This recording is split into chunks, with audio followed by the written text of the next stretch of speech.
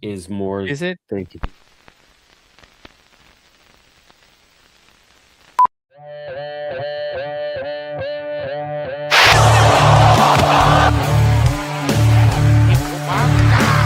Here we are to talk about professional wrestling. Nobody knows the whole story, so I'll tell you. How about you, Jason? Oh, this is like a murder room. This is great. Lots of black sex magicians out there, right? And look down like, what the fuck? Oh, we're gonna just do it this way and nobody's gonna stop us. I want to show that a real champion has to do things for the community, for your people, for other women, you know? In this business, what you sell is emotions. If you manage to get people invested, you did it. After rehearse videotapes. It's time for another MMM show.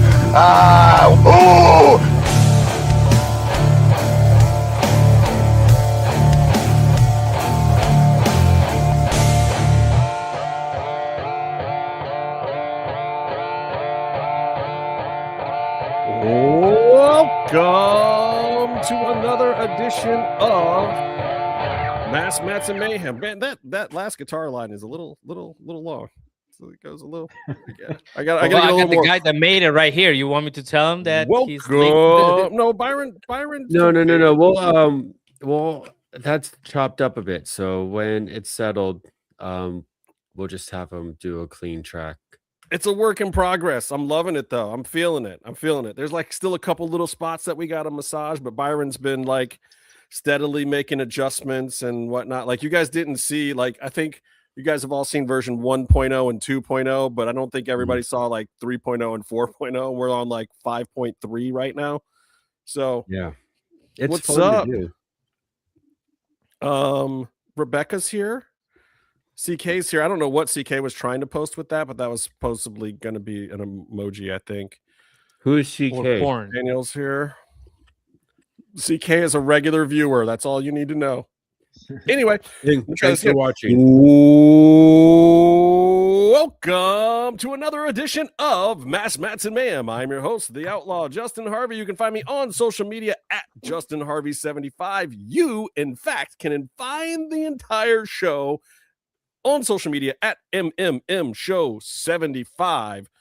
This guy over here, that's at Tony Allen. Down there, we got the man from up north, Bear. And Caddy Corner. Down in there, we got at Byron Fever. Catch it. He said it. We did the thing with the timing and the stuff. Today's gonna be fun, guys. Okay. So I did this. I watched. Let's go back to. I watched Dynamite. We all watched Dynamite last week, and then after that, I watched TNA on Thursday, and I watched a little bit of Ring of Honor. I watched SmackDown on Friday, and then there was AAA on Saturday, and I also watched. Then I watched Raw on Monday, and then I watched. CMLL. You had CMLL. You didn't watch it. I didn't watch the CMLL. That's what I was getting to. I even watched NWA this week.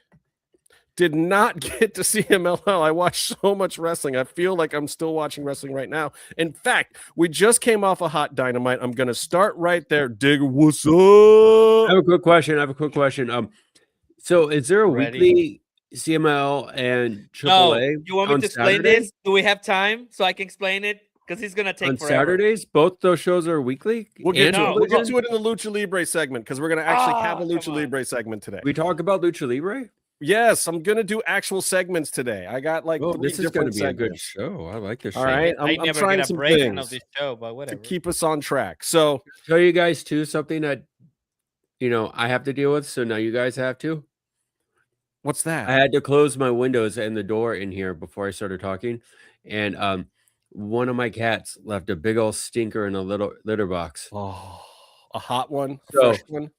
I thought maybe you guys would enjoy me having to experience this. Hola, CK. What's up, Digger MTB? What's up, Kinsley Lynn? How y'all feeling? Welcome. Please contribute, say things, do things, make fun of Byron. What are we doing so I next? came up with segments, and not to brush aside your cat turd story. Smells But bad. we're gonna try a little bit of a thing here. We're gonna do some order to some things. We're gonna have some Flip things. it. So first, we're gonna start because it's hot off the presses. We're gonna start with a little Dynamite recap. That's right. This is show Dynamite recap. We had to pay attention. We had 2 title changes. How can we not talk about 2 title changes on a go home show? When the hell does that ever happen? Wait, That was how's great. that go home show? The Well, Saturday, it's like to a Grand special Slam. It's event. not to a pay per it's a view. collision. It's like a Clash of the Champions. Type show. It's a Grand Lision. It's called Battle of the Belts, man. Know the brands. It's Grand Lision on Saturday, right? Valentine's Day. Get your I do dates want to ready. bring. Yes, I do wanna because bring- that yeah. is the day to have a big marquee event with a Apuestas match on Valentine's Day. When Well, I you mean, know, wrestling when I forget- fans. I forget Probably that I'm Mexican the time and I for- haven't spicy candy. I think wrestling fans should be insulted because Tony Khan is basically saying you don't have a date and you're going to watch wrestling and it's going to be my show because you're a sicko without a girlfriend. I think all of you wrestling fans should. What up, Mike? I know he's Wait, so talking to Byron, right? When you say hi, punk, you're talking to Byron. I got street cred.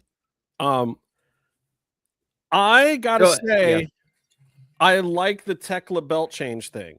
Mm-hmm. Yeah, I'm about it. and it sucks a little Why? bit because I feel like Chris is hitting her stride, but also Mhm. like let's keep it interesting. This is the most exciting a Dynamite's been in a minute. Like I didn't expect Fletcher to win either. Also, that was a banger. Also, welcome to Dynamite. Tommaso Ciampa have a belt for a day. Jeez. Yeah, I thought he was going to have a role in a triple threat. I thought the 3 of them kind of established a fun little thing, but maybe I don't know down the road. I feel like that is still where we're headed. Okay. I think we're doing a little kind of a ring around the rosy here thing too. Yeah, Tommaso Ciampa lost his belt, CK. But I like that. And I think they got that magic with the world title too. These titles, the show is all about the titles now. And everyone, they say money's in the chase and all that. Everyone's chasing them. Yeah, It's interesting. And you don't know what's going to happen. that's But- the key. Thank you. I finally welcome. don't know what's going to happen. When I turned on AEW Dynamite tonight, I felt like this was every other week and I was going to know exactly where we were going. Fair. And I was wrong. And when wrestling is fun is when I'm wrong. When wrestling is not fun is when they do exactly what I expected or what I heard in the dirt sheets or this, that. I didn't hear anything about any of this. I didn't think there was any inkling that Tekla was going to walk away with that belt, especially in the middle of the show or at the end of the show. And I like that it headlined too. I like that they acknowledged the fact because honestly, I was angry when they did the belt change with Kyle Fletcher and Tommaso Ciampa. I'm like, this is insulting. Why? This match is a banger. This is an actual Dave Meltzer 5-star match. Why is this not headlining tonight? There's no way that this, and with a title change, why the hell wouldn't you headline with this and go home to Australia with Fletcher touting that belt or whatever? You want to know why? Because we're putting it on Tekla instead at the end of the show, and Kyle is going to go and get to continue his story in Australia. And I don't think Tekla is going, or Statlander, right? They're not on the card in Australia. So I don't know what the card is on that show. Hold on. Isn't Tekla Australian? No, all right. no, she's Austrian. Austrian. Austrian. Oh, Close. sorry. It's just But blocked she that speaks out. 6 languages, so it hardly even matters where she's from. Like I- fluently speaks Right. 6 languages. On that same subject that you guys brought up, can I tell you how convenient it would have been if Hitler was Australian Oh wow. instead of Austrian? Meatloaf would love you right now because It would have worked out so much Is better. Is Meef taking over your body right now? What is this happening?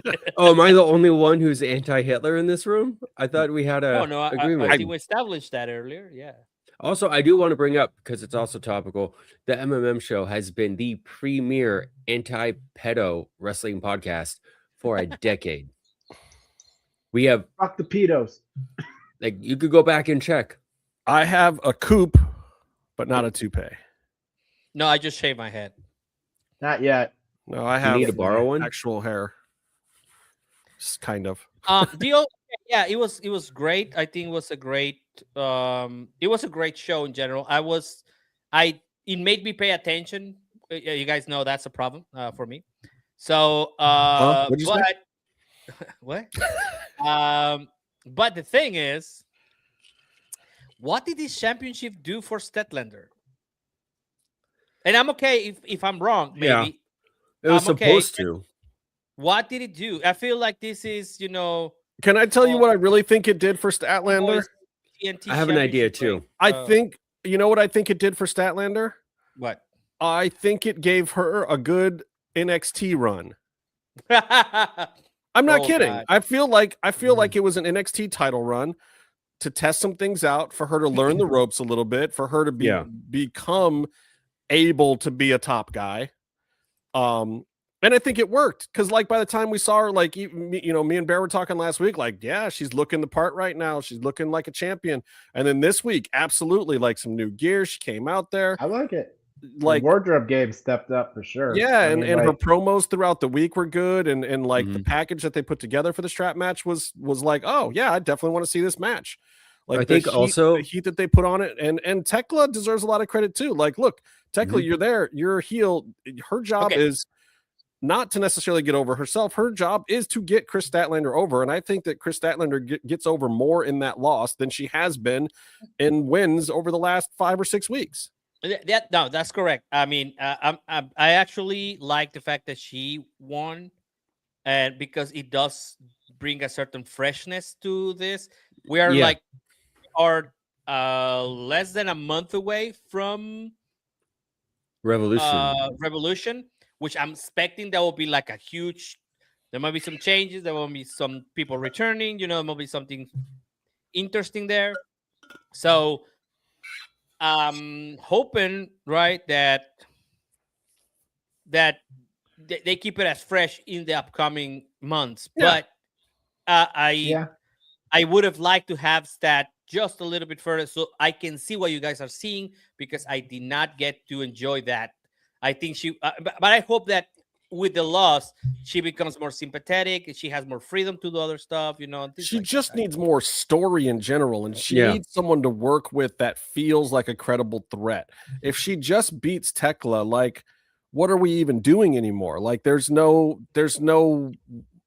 Tony has held up the division for a while. Between Tony and Mercedes last year, you really didn't have any parity in the women's division. So now you have to build it.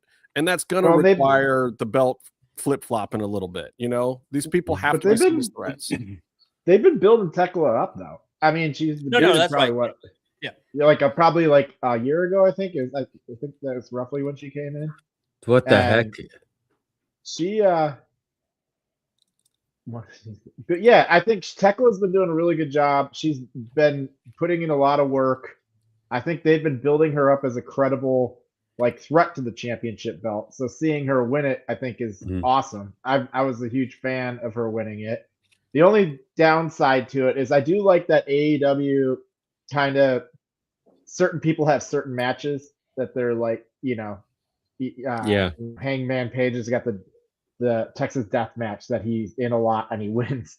And there was something that I was kind of hoping that like a strap match might be like Stratlander's thing, because I do like that strap daddy thing. I think that's kind of fun.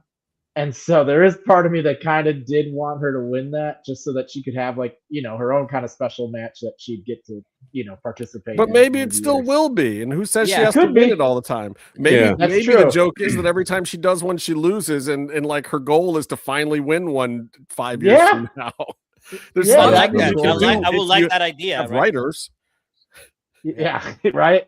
But I did like that idea, that I think it fits her persona. And you're saying that she needs to get a bit more, rounding out who her persona is, and having kind of like a fun specialty match could definitely do that. But and if you heard Tekla on Talk is Jericho recently, she put over Tony Khan in a very specific way. And she said that She loves Tony Khan because when she came in, she saw that this guy built this whole thing and he's doing it by himself. She appreciates that. Now, I tend to think that's a mistake some days. And I tend to think that if Tony had some people he could trust or some people that were like-minded individuals, the whole thing would be going a lot smoother. But yeah, what Tony works really well with is when people come in and they see the vision. Tekla clearly saw his vision, and that gets respect from Tony. He has been pushing her hard since the day she came in because they sat around and talked wrestling, and she got the vision. He liked Bryan Danielson because he got the Tony vision. He likes the people that get the vision. If you don't get the vision, you don't get booked. She got it. He didn't care what the other girls were saying or what was going on. He just kept steady. He had a vision in his mind for her, and it worked. Like, Tony Khan is a good booker when the vision is there. His problem is Tony Khan, and people can call him the best booker all day long, and I'm not going to fight him. If you say Tony Khan is the best booker out there, I'm not going to fight you. Where I will fight you is if you say that Tony Khan is the best writer, because he's not. And that is where the problem resides sometimes. But I think that is part of what is being fixed right now. AEW is getting a style, and that style involves him not having to tell deep stories or telenovelas or soap opera stuff, because he's not very good at it. And what I love about this right now is, okay, he's been trying to crack this formula for ages of how the hell do I make AEW feel like it's a sports product. He always wanted, he always had this idea. We try the win-loss record, we try the athletic competition thing. It's back, by the way. Yeah, what I say at the beginning of the year, every year they try this thing again with the okay, this season, this guy's 4-2 and whatever, and then halfway through the year, it that's fails. right. Sometimes it benefits friends of ours, right? Sometimes it benefits certain friends of ours that had comebacks a couple of years ago and didn't catch any losses on that comeback thing, and then everybody in the back was like, "Oh, wait, this person's undefeated, so we can put them in a title." But other times it's like, "Oh, wait, this guy is really good, and his record is now 4-7." Crap, we can't push this person like we want to, so then it becomes stupid. They write something. You said the magic word, CK. That is the magic word here. The password is Go ahead, man. If he really wants to make it feel like more sports, I do think these faster title changes really do that too, because that's traditionally what happens in the UFC and you know, fighting sports like that. There's not particularly long title reigns, you know, because realistically there is a lot of unpredictability to some of these combat sports. You know, the right knockout punch or something like that could get somebody off on a bad day, you know. And I'm not as big a fan of the long title reigns. I think that's been a big part of my just, you know, especially in WWE, they did really long title reigns for a lot of it. And it just gets to the point of like, it feels like everything's on repeat. It's like, all right, like you said, there's no unpredictability, and they build up to a big moment, right? And they get that payoff, but it's like everything to get to that big moment took forever. And it just feels like it becomes so redundant all the time. And there's just nothing that ever happens. You need surprises, and it doesn't necessarily have to be belt changes, but that is the kind of surprise that Tony is good at.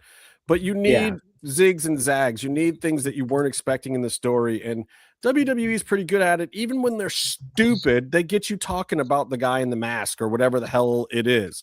There's something that you're waiting for to see the next week. And I think though, with regards to long and short title reigns, I think this is very exciting, where everything can and is shifting constantly or is under threat. That's awesome. I do like a long title reign if it's done correctly, but it has to be interesting. You still need goals that you're chasing somehow. But the gold standard for me, Bears nominated this week. It was Byron last week. Bears nominated. The Man in the Shadow is such a cool name. I wish I had a cool name on the show. All I have are insults. But the gold standard for me for a long title reign. For me is Okada had set the record number of defenses for IWGP and New Japan, and he was coming up as like the pretty boy golden child of New Japan, and every opponent was an established wrestler who was of a different style.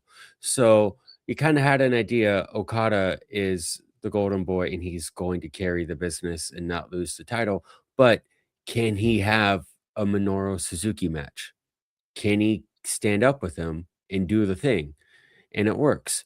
Can he go, toe to toe with Shibata the way Shibata fights?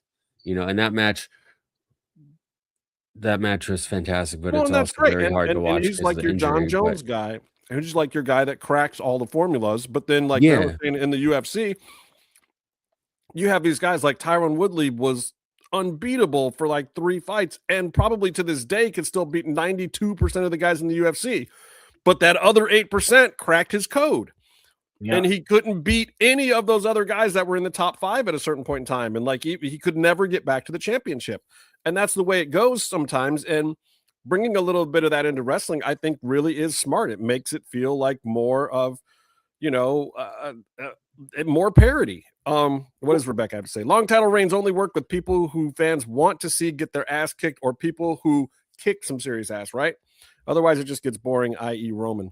Yeah, but I think it's like well, it's not just that they had the same match. It's that I think what I have a problem with the long title reigns, and you saw it with the Death Riders, and you saw it with Roman, is that it's not like a fighting champion that's like getting wins. There's constant interference from like a group or something that maintain the long title reign.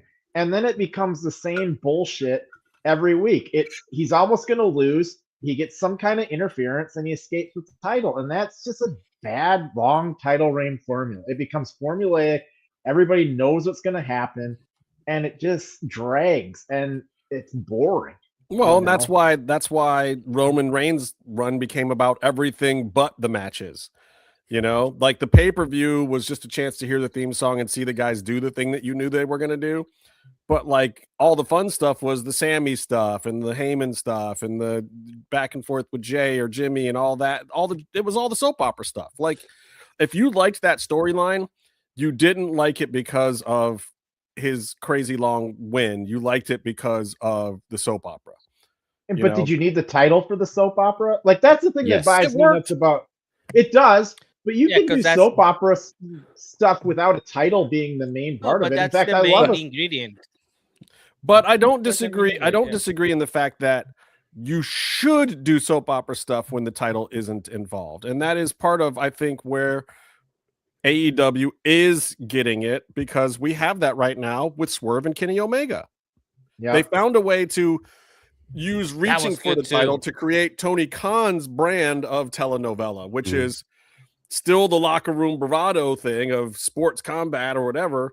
But it turned into like okay, you can't get the belt right now, and I can't get the belt right now, but I can get you right now. And somehow they stretch. And the thing is, that only works if you don't hot shot it. Tony Khan took 4 or 5 weeks to build that this time, and it was obvious where it was going. But like when they did that whole like Kenny Swerve, like did his Swerve thing and went back to being babyface, and then him and Ospreay are jumping off the rafters all in one 30-minute segment or whatever that dumbness was. That was the worst case of hot shotting ever, where they could have built something huge where these two guys were at odds, two of the best wrestlers in the world, and then they come together to fight a common enemy. Could have been great, but they told the entire story in 15 minutes, and it was like, what are we doing? This is the biggest waste. But again, kudos to Tony Khan, who I don't think is a very good writer. I think he's a great booker, and he found a way to reverse engineer his booking and say, okay, I want to get to Swerve and Kenny and make it feel like top guys fighting without a belt. How do I do that? This is how we do that. You can do stuff with Hangman and Swerve and Kenny Omega and stuff like that, guys who are at the top. Think about all the programs The Rock had during the Attitude Era and right after the Attitude Era, that he didn't have the belt. Yeah. And they would go to the pay-per-view with a match. A lot of those guys, Randy Orton didn't always have the belt. Cena didn't always have the belt, but they always had a big match. And that is one of the things that that kills me in AEW, because I feel like now, and even WWE, it's like for it to be a big match, there has to be a secondary belt involved or some kind of belt involved. Wrestling didn't used to need that. It was what you're saying is that, like, we can want to see a dream match, right? We want to see Kenny and Swerve, right? We want to see that. Yeah. Like, everybody wants to see that, but we don't need to hotshot it. Like, if you're telling me there's going to be a cool match and you can tell a story for 4 or 5 weeks to get there, I don't care if the ending's predictable, because we want to see the match, you know? But at least now there's a bit of a story that built that match up that makes that match even better, because they actually are fighting for a reason that's not just like a dream match. And I think that's the problem sometimes I see with AEW is they have a lot of awesome dream matches that kind of come out of nowhere sometimes. And it's like, I love seeing these two people in a match. I want to see that. But, like, you know, you could have, like you're saying, took a little bit more time to tell why that, you know, build some suspense into it. Like, and you kind of have to, because part of the other thing that we like about these guys is not just that they have good matches, but that they have charisma, they have charm, they have mic skills, they have other intangibles that are not just wrestling. And the better they get at those, like, I remember I was at an AEW show and somebody turned to me after a Will Ospreay thing, and they were like, wow, Will's pretty good on the mic. He had been in AEW for like a year at that point in time. And it's like, oh, yeah, actually he is, and he has been for a long time. You just don't know it because this product is so focused on his wrestling. But Will actually is an all-around, you know, well-rounded guy. Now, Kenny Omega hasn't always given the best promos, but he's got a certain charm and charisma when you let him do, especially as a babyface. Doesn't work as good as a heel, but let him do it. And, like, also, I feel like Kenny hasn't gotten enough reps on the microphone since AEW started. Like, he got more reps on the mic in Japan, because they would always have to do those press conferences and those backstage bits or whatever. And he'd close out the show. You have to, when you win the main event, you have to send everyone home. He learned a certain thing that worked, and like AEW never did that for him.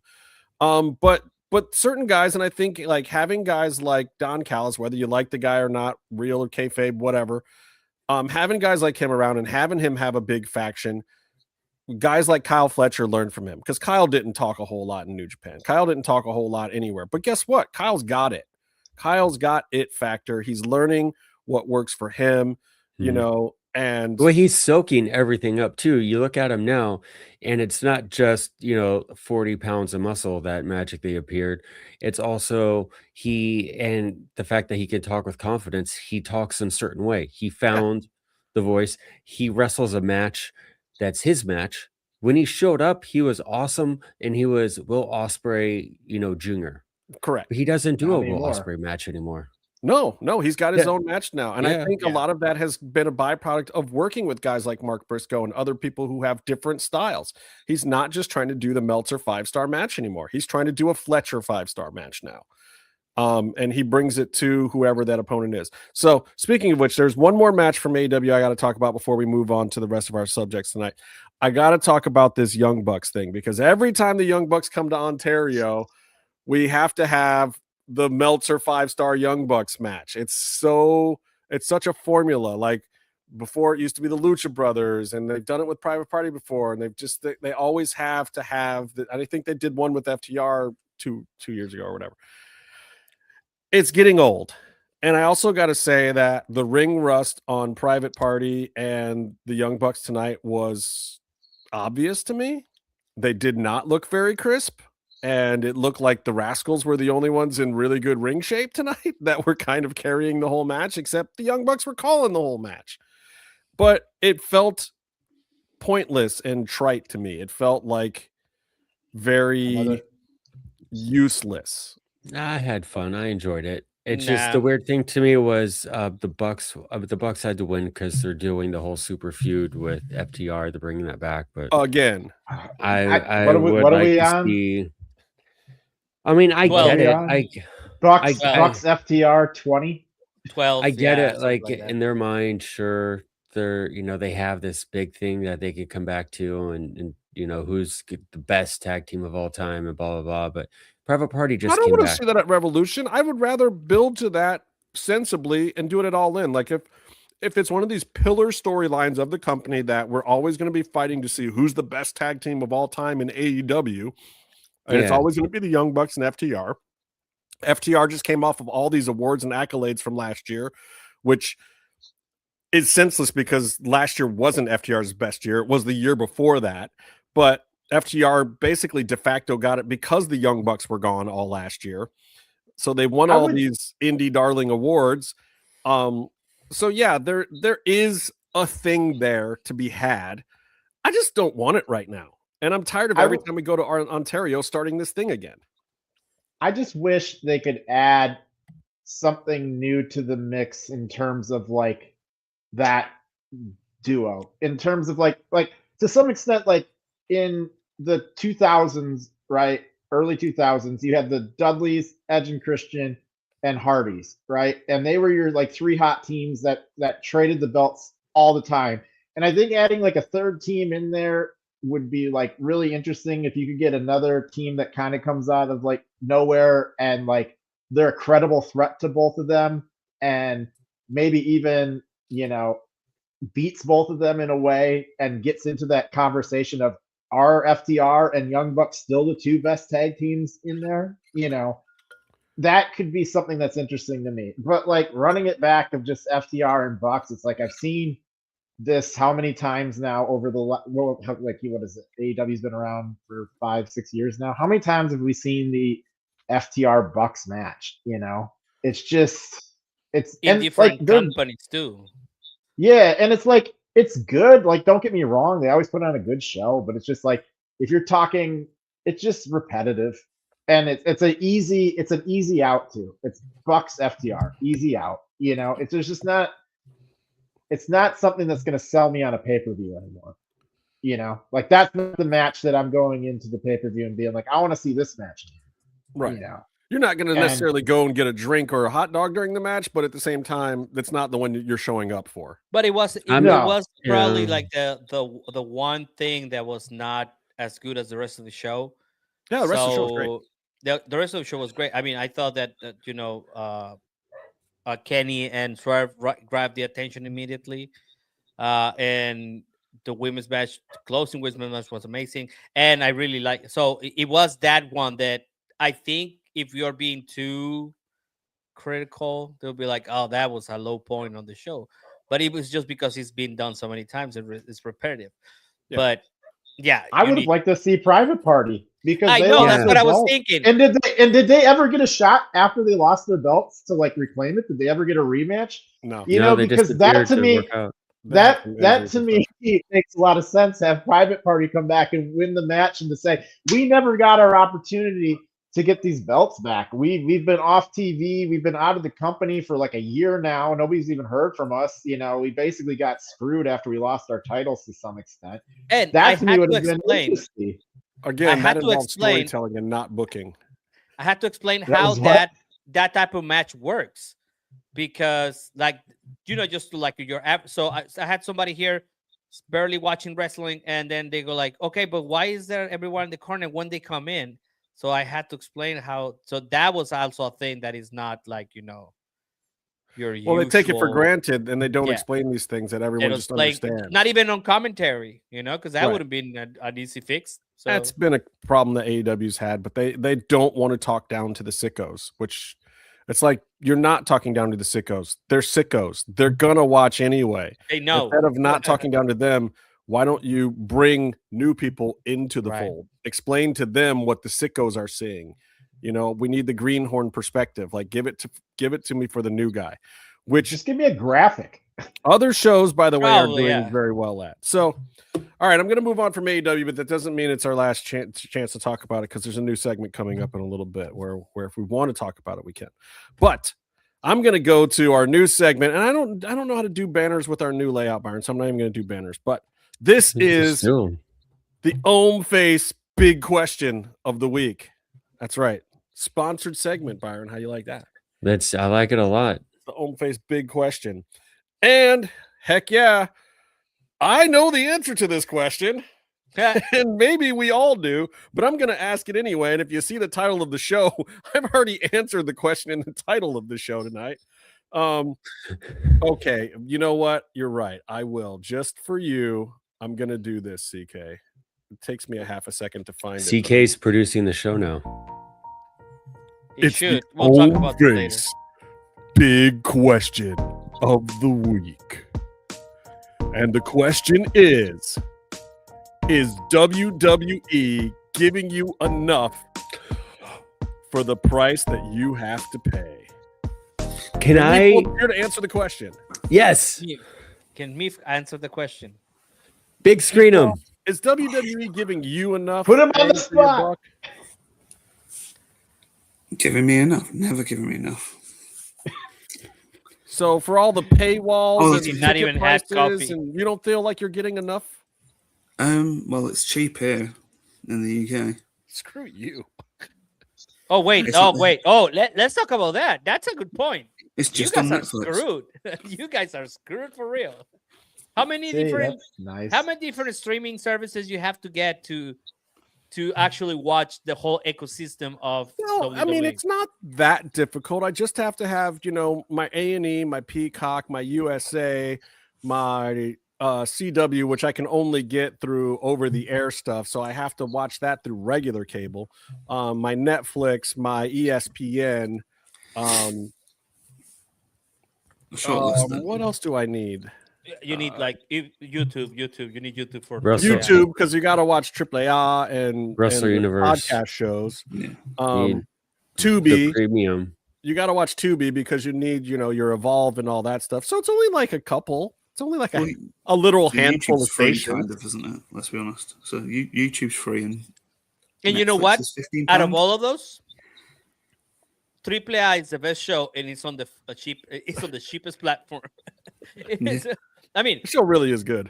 if you want, yeah, it is really good. If you want to get like the whole experience without commercials, then you might want to get YouTube Premium. But otherwise, you almost get it for free. Just your internet connection and a laptop. Yeah, and Yeah. you might be lucky enough that someone's giving you their password for Netflix. Well, I They don't mean, let you do that anymore. of course, there's workarounds. Oh no, but they pay for it and then let you on the account, don't they? So That, but they don't let you just password. no, but share you know what I it. mean. Like, it's that thing Yeah, of like, yeah. Well, Netflix Someone's is paying vicious for you. about the password sharing now, but So so we look, gotta complain out of the subject, but I mean, here in Mexico, I need to pay VPN for AEW because I don't want to pay Fox also. That is true. You have to pay in Mexico to get AEW. So well, AEW is about a week behind. I don't even know how you watch it in the UK. wait, It's not live. AEW is 1 week behind in the UK. Oh yeah, it's not live. I think it's a week behind. What? that's brutal. Yeah. How you Hashtag catch spoilers. up to get?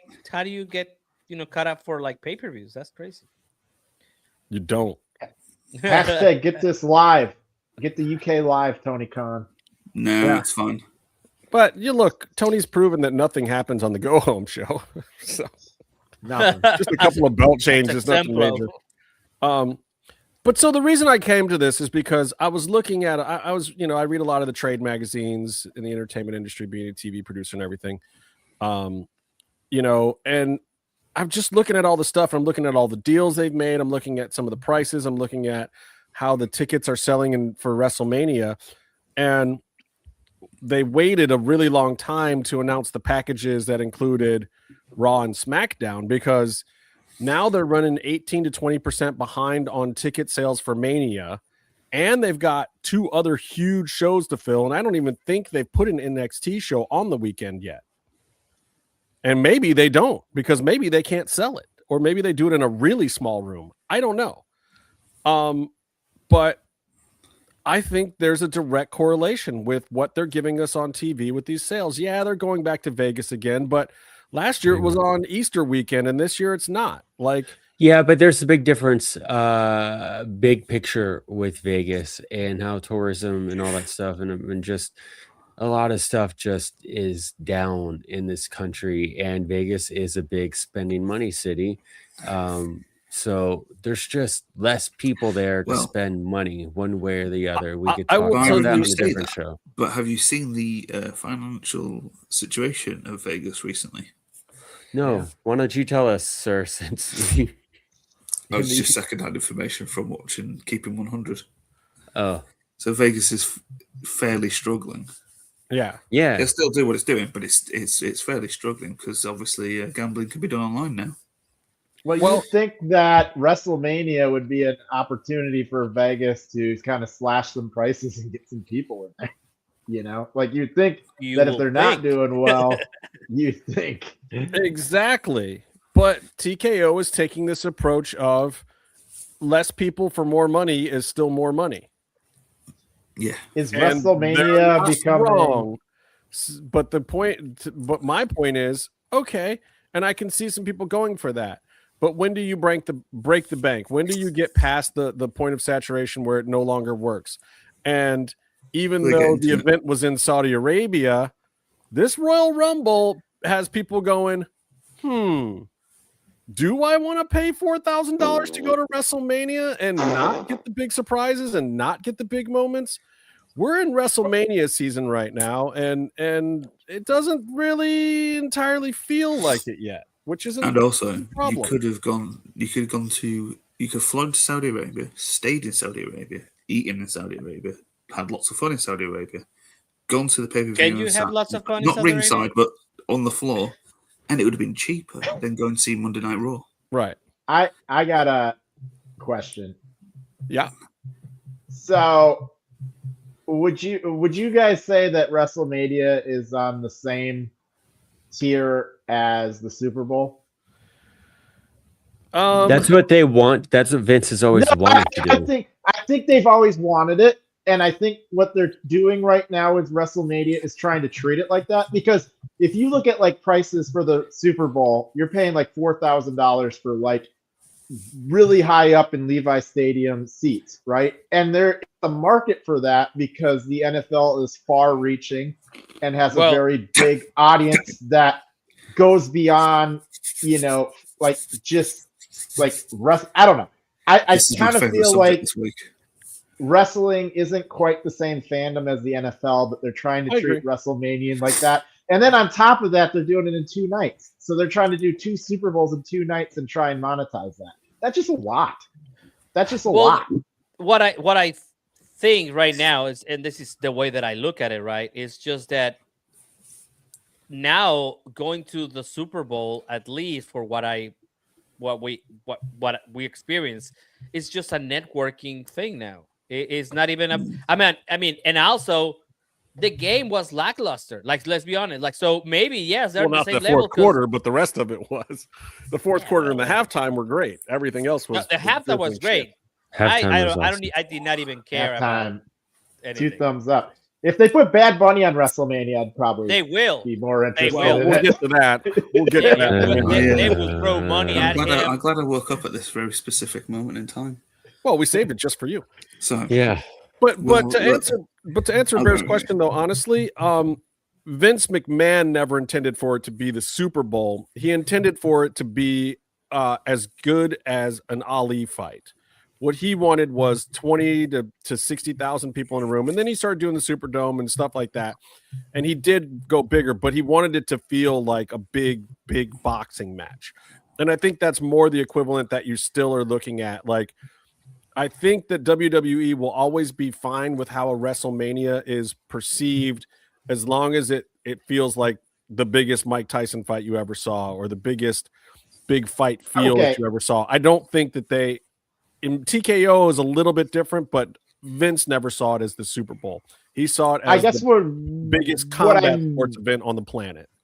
I guess what I meant by that, and this kind of goes into the like what they're, Tony was saying about it being more of a networking thing now, is that like, or is it Byron? Did you say that? I can't remember who said it. But Tony did. Is that what the WWE wants? Or do they want like real fans there? Because I think to some extent the Super Bowl has gotten to this point where you're not. They don't want real like, fans. They don't want real, because that's the reality. Is the Super Bowl, like, you might get some people that are fans of the team, but for the most part it's like your upper echelon of people that can afford the tickets that aren't necessarily huge fan of any one particular sports team. Is that what WrestleMania is trying to become, where it becomes a cultural event where you get these rich people that can kind of come in? It has already become this. I think I said this last year that the reason why they're moving the show to Saudi Arabia is because they are projecting, but by the time that they go to Saudi Arabia, no one in America will be able to afford going to WrestleMania. So maybe by the time they come back to America, they will have to do it in a small venue for the 20,000 people that Justin wants it to be, or it used to be before.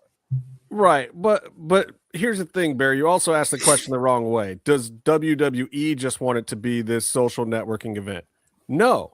WWE is Triple H and Michael Hayes and those guys that are in the back.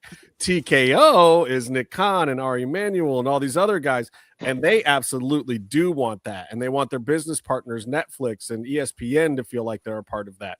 They are clout chasing 100% because I don't think they intend to own this company for very long. And part of their marketing strategy is to make it look like this hip place to cross market and get synergy, your big corporate word of the day, synergy with other products outside of the WWE. It's why they've put more focus on podcasts and reaching into other markets and these other programs and shows and staying on 10 different networks and putting people in the front row for Netflix that you don't know who the hell they are. Like, that is a part of their marketing scheme. That, however, has little to nothing to do with the actual WWE. WWE is owned by TKO. They are not the same company. No, but I mean, really like, weird. So much of wrestling is based in. So much of wrestling is built into the fandom, though, and like the fans being there. And I'm wondering if they are losing a lot of it by sort of pricing out the average Joe that actually.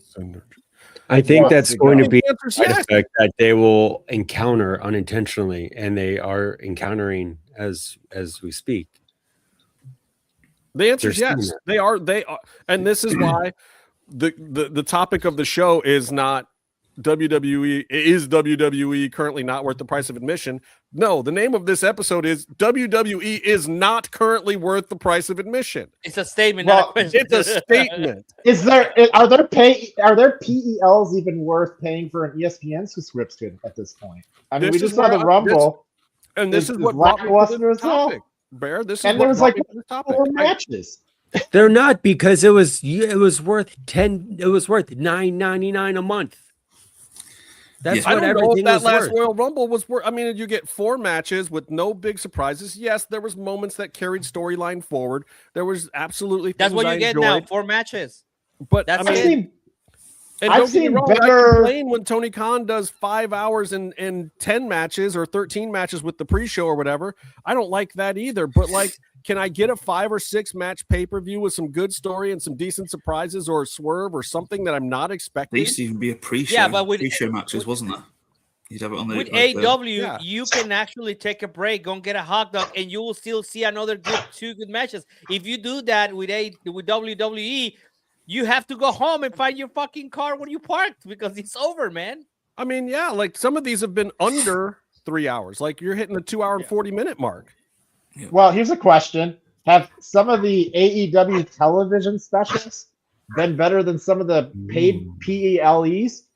Because AEW will traditionally kind of put on like a pay-per-view style TV show every now and then. Because they don't have 12 pay-per-views yet.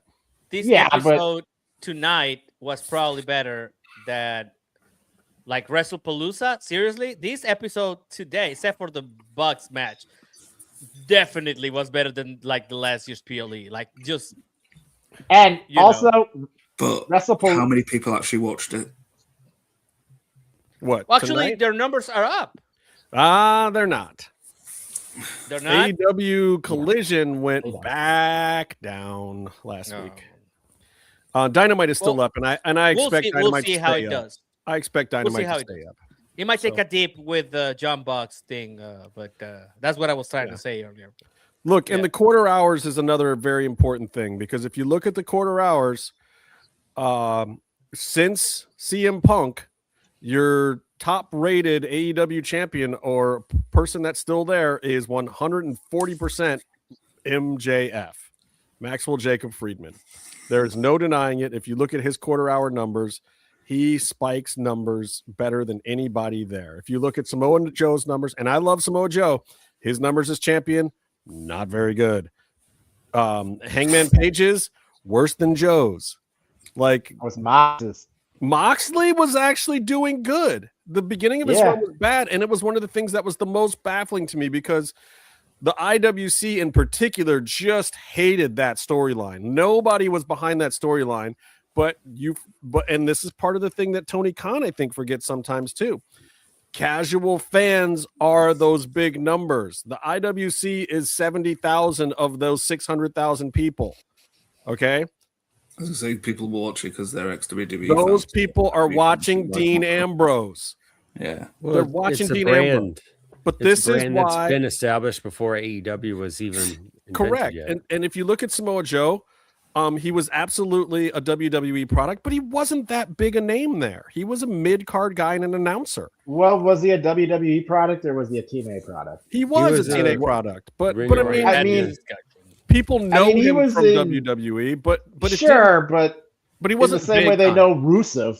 No, but you look at how much money did he make, not in his own wallet, but how much money did he make as a wrestler for a company in WWE? He sold more tickets and merch and moved the needle more in TNA and Ring of Honor. In WWE, he wasn't that much of an impact player in their business.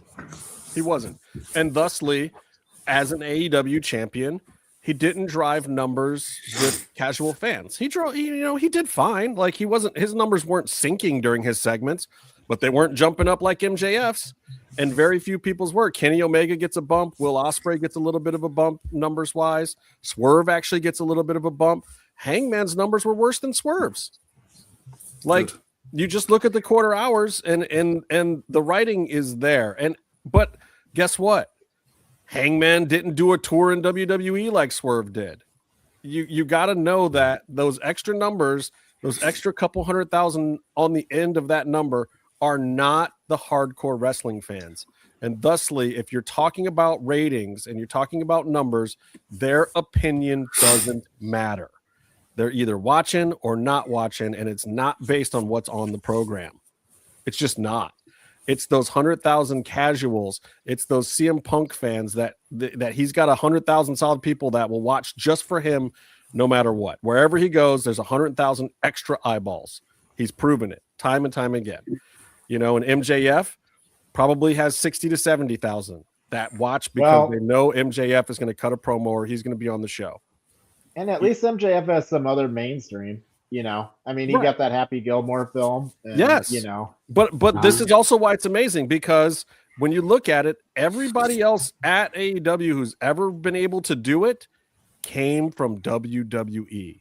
He didn't. What's Tony Storm's numbers like? They're good. She doesn't ever have dips. She normally gets a little, 2 or 3% bump. I mean, she's another WWE kind of. She got the screen time with him. That I think of Tony Storm as an AEW wrestler more than anything else now. But yes, he did come with some WWE clout, and Mercedes numbers are actually pretty good. That's the one. That was the other one that I was thinking. In the IWC hated on her in those early segments, but her numbers were fine. Yeah, well, she was such a great signing. But at the same point in time, it's like we're not getting what we pay for. I look at the $30 paywall for ESPN, and then I look at what pay-per-views we've gotten on ESPN, and I'm thinking to myself, no, there's been some good stuff. And then I think back, and I'm like, wait a minute, half of that was on Saturday night's main events. Oh, which, by the way, is the other network you got to have. You got to have NBC or Peacock to get those. Oh. I thought NBC or Peacock was also the USA for SmackDown, isn't there? Well, I mean, it's all in Peacock, but it's licensed. Main event or Saturday night's main event is NBC. Oh God, okay, I get it. So it's Peacock. You need Peacock, but you can watch it. Peacock gives you the NBC programming, so got it. You can get it there, but it is sold to NBC. But it's just I don't know, man, and the storylines and what they're giving us, I just think for the price. Like WWE, you can be the number one game in town. You have the talent, you have the writers, you have the glitz and the glamour and the gloss. But I think they've got to straighten some things out. And I think that right now you're already hearing these stories from backstage coming out where people feel like Triple H is turning into Vince. He's shuffled the deck on the entire WrestleMania card now, part of it for other reasons, but there's a lot of complaints coming from backstage. And people are not feeling good about their storylines. They're not feeling good about the direction of the company. They're not seeing the light at the end of the tunnel. And then now he's also letting talent do crazy things like Cody and Drew rewriting their whole storyline and them deciding that Cody was going to drop the belt and Triple H going, yeah, that idea works for me. But then not even doing it at a big pay-per-view event. And we're just going into WrestleMania season with this lackluster thing. It's like, okay, I don't mind that, but at the same time, like, I hope you know that I'm not paying for that. Like, if we're talking dollars to my entertainment factor, like, if you can make it go somewhere and give me something from it, maybe I'll buy some popcorn in an arena. But I'm not like Raw was here in Cleveland. I didn't even think about going. And then I saw that somebody had given me free tickets. I thought about that. Like, why did you? Because when they said, "Oh, we're live in Cleveland," I'm like, "Wait a minute." There's no comps anymore. I got plenty of friends over there, but not a single one of them can get me a free ticket, and I'm not paying $400. And I've gotten too many good free seats comped to me, or been treated like royalty at different wrestling events, including WWE, that it's real hard for me to A, sit in the cheap seats, or B, pay $800 or $900 for not even a floor ticket. I feel you. So another question I have is, like, there was a lot of down years when Vince was there in terms of just lackluster 9 months until Mania season kicked off, right? But I think for a lot of it, they delivered during Mania season. Even if the rest of the year was terrible, from Royal Rumble on, they aced it because they had to sell their big show. How many times can you deliver a lackluster marquee PLE before people start going, you know, is this still a marquee PLE? You know, because I think Royal Rumble was very underwhelming. And if you go into WrestleMania and it becomes another underwhelming show, and right now I have the feeling that I really have a pretty good feeling that I can confidently say that night one of WrestleMania is going to be very underwhelming, because they always backload the really interesting stuff on night two anyways. And so now you have to do two very entertaining shows, which is really already hard to do, and they're not lining it up very well. And so I would be very, very surprised if night one of the WrestleMania is, you know, anything but mid. You know, I will say wrestling. McDonald's. Wrestling, I think, has the what? WWE is McDonald's. Yeah, but McDonald's has had sales. Like, they're still McDonald's, but I don't eat it. Have you ever heard of the McRib? That shit is good. I don't know if McDonald's is. I don't think WWE is McDonald's, because McDonald's has consistency. Oh, no, I think it's now overpriced. Eat a fillet of fish from McDonald's now or in 1985, and it's the same damn thing. I think McDonald's is WWE in the sense that a hamburger at McDonald's is the McDonald's flavor and in texture and all that stuff. It's a McDonald's burger, and a lot of people do like it. But if you were to objectively compare a McDonald's burger to an actual hamburger, you will see that they are not the same. This is a real hamburger. I get the analogy, but I'll put it to you this way. WWE is still fast food, but right now they're Jack in the Box, and I don't eat Jack in the Box. I love Jack in the Box. McDonald's every now and then I'll eat Jack in the Box is and be phenomenal. okay Harvey's, with it. that's what you're saying. I gained 20 pounds in college on Jack in the Box, so I will not say a bad thing about them. I kind of am in on the McDonald's analogy, just in the sense that, like, I think McDonald's was a lot bigger deal for a long time. Are they still like the American thing, the same brand, everything like that? But I think after like that Super Size Me thing, I think Super Size probably did a number on them in terms of numbers. But you know what it turned out to be? And by the way, rest in peace, Morgan Spurlock. It turned out, because like it's a calories game. You can actually eat at McDonald's and lose weight But- as long as you eat the right amount. All the things that he was going through in that documentary was withdrawal because he was an alcoholic.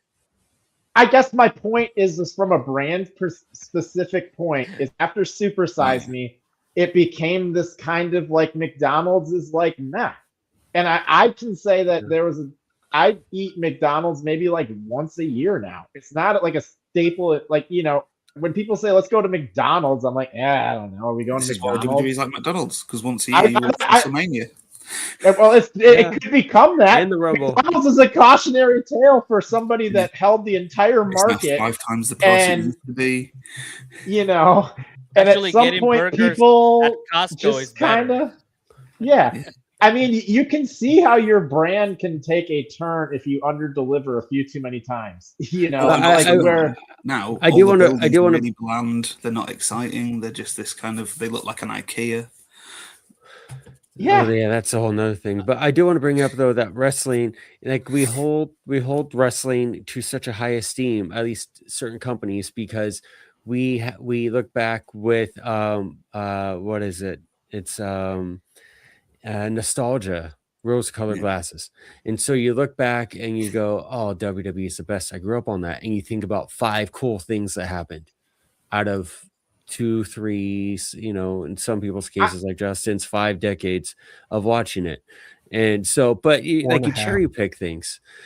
I think you can look back at eras. So it's I think you can look back at eras though. I don't think the problem is so much that they're missing in creative, because they're going to all wrestling companies doing all wrestling in general is kind of a bad source of storytelling entertainment. There's just a big lack of continuity, a lack of follow through, and a lack of what makes sense. Sometimes you have a big already gimmick show, and then you're like, what else do we need? Let's put a luchador's uncle in a really bad chicken costume and he's gonna hop out of an egg. What show does that make sense on? There's no medium where that makes sense. So, but I think the issue is, do they have their bag of tricks? What's left in the bag of tricks to get sales back up? The rabbit's I dead. think you can underdeliver 9 months out of the year because WWE has done that historically. I think it's less about moments and sometimes about eras. Like there have been really good eras in WWE that draw people back in. I think there was a good era sort of with, as much as I ragged on the Bloodline thing, the Bloodline thing was like good for points of it, you know? They should call it the Sami Zayn storyline. Yes. Yeah, when Sami Zayn entered, it refreshed that one. It was, and that's exactly what it was. But my point is like you can underdeliver for like 9 months out of the year. It's tough to put on a wrestling show with the amount of hours that they're putting into it and keep everything original. But generally speaking, once you hit the marquee PLEs like Royal Rumble and WrestleMania, they pulled out their bag of tricks. Yes. And right now, at least after that Rumble, there was not a whole lot of bag of tricks that they pulled out. And so I guess I just don't think you can underdeliver in the time, because when you talk about casuals, when do casuals mostly tune into WWE? That's right now. Right now. Yeah. They're the Royal Rumble, they're going over to their friend's house, they haven't watched it in years, and maybe they see something, they're like, wow, that's great, or WrestleMania. But if you underdeliver, it's just then it becomes a thing like, well, what am I doing? Why am I doing this? Why am I wasting? Because the other point is like WrestleMania is a commitment. That's a 2-day event. That's a huge. You want to talk about AEW pay-per-views? A 2-day PLE. Yeah, I mean, and if it's not delivering, but they're both gonna be like 2 hours, so it's gonna be. There'll 4 be 2 hours, 3 matches. That would be. I think we made this point last year, right? Didn't we say this was gonna be the problem? Yeah, we did. But it maybe the segues to the next topic. No, the decadence has been there for a while. What are the bag of tricks? What's in the bag of tricks that WWE has left? They did the Rocky thing. I don't think they could get Rocky back this year. You're not going to bring Cena back. Cena, his return wouldn't be worth anything now. I mean, if he comes back for anything, even like a special guest referee, down the road, that's something they could cash in on.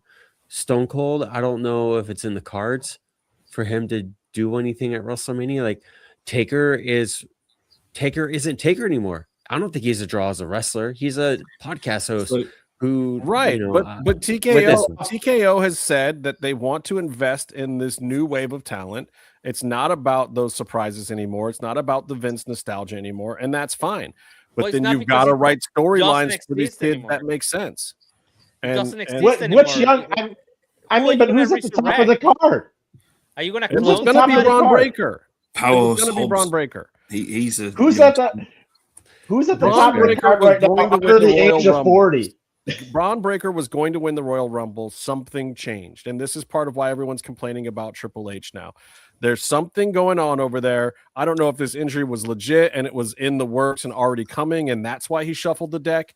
But everyone says, and I made a couple really of phone calls, to be honest. I made a couple of phone calls, and I was like, nope, not Bron. Not happening. But it was Bron originally. Yeah, so I canceled that. Yeah.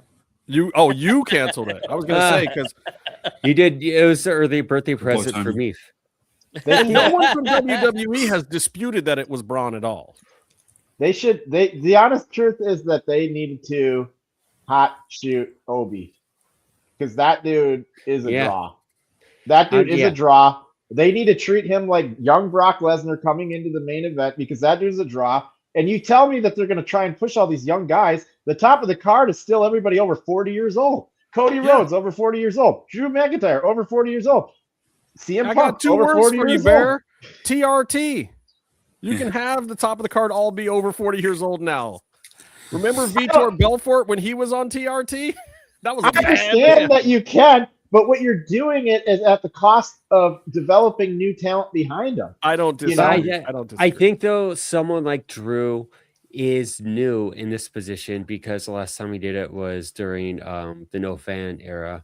I think having him, if they get behind him, then it's fresh. It's giving someone, a new person, a chance at the wheel. I think I want to say I was going to say Eli Drake, LA Knight. He should get some time. They need to make. Now I don't know how much he's going to draw. He's also like 45. So. But he's also 45. Chamber spot. But he could be getting the other big match. He's a fresh face. It's not fresh. The guys in WWE. The guys in WWE right now that they should be pushing hard into the main event scene are like Dominic Mysterio. That dude is money. That dude is 100% money. They need to be. Those are the guys that they need to be the guys that they need to be pushing up at the top. I do not understand this idea of not using your established stars to put over your younger guys before it's too late to have like a good match. Well, I think the problem is you've got two mentalities in WWE. I think that, honest to God, TKO would actually agree with you, Bear. I think they are the ones pushing the Trick Williams and the Jade Cargills and the Oba Femis and this new talent and the Joe Hendrys and all of these guys.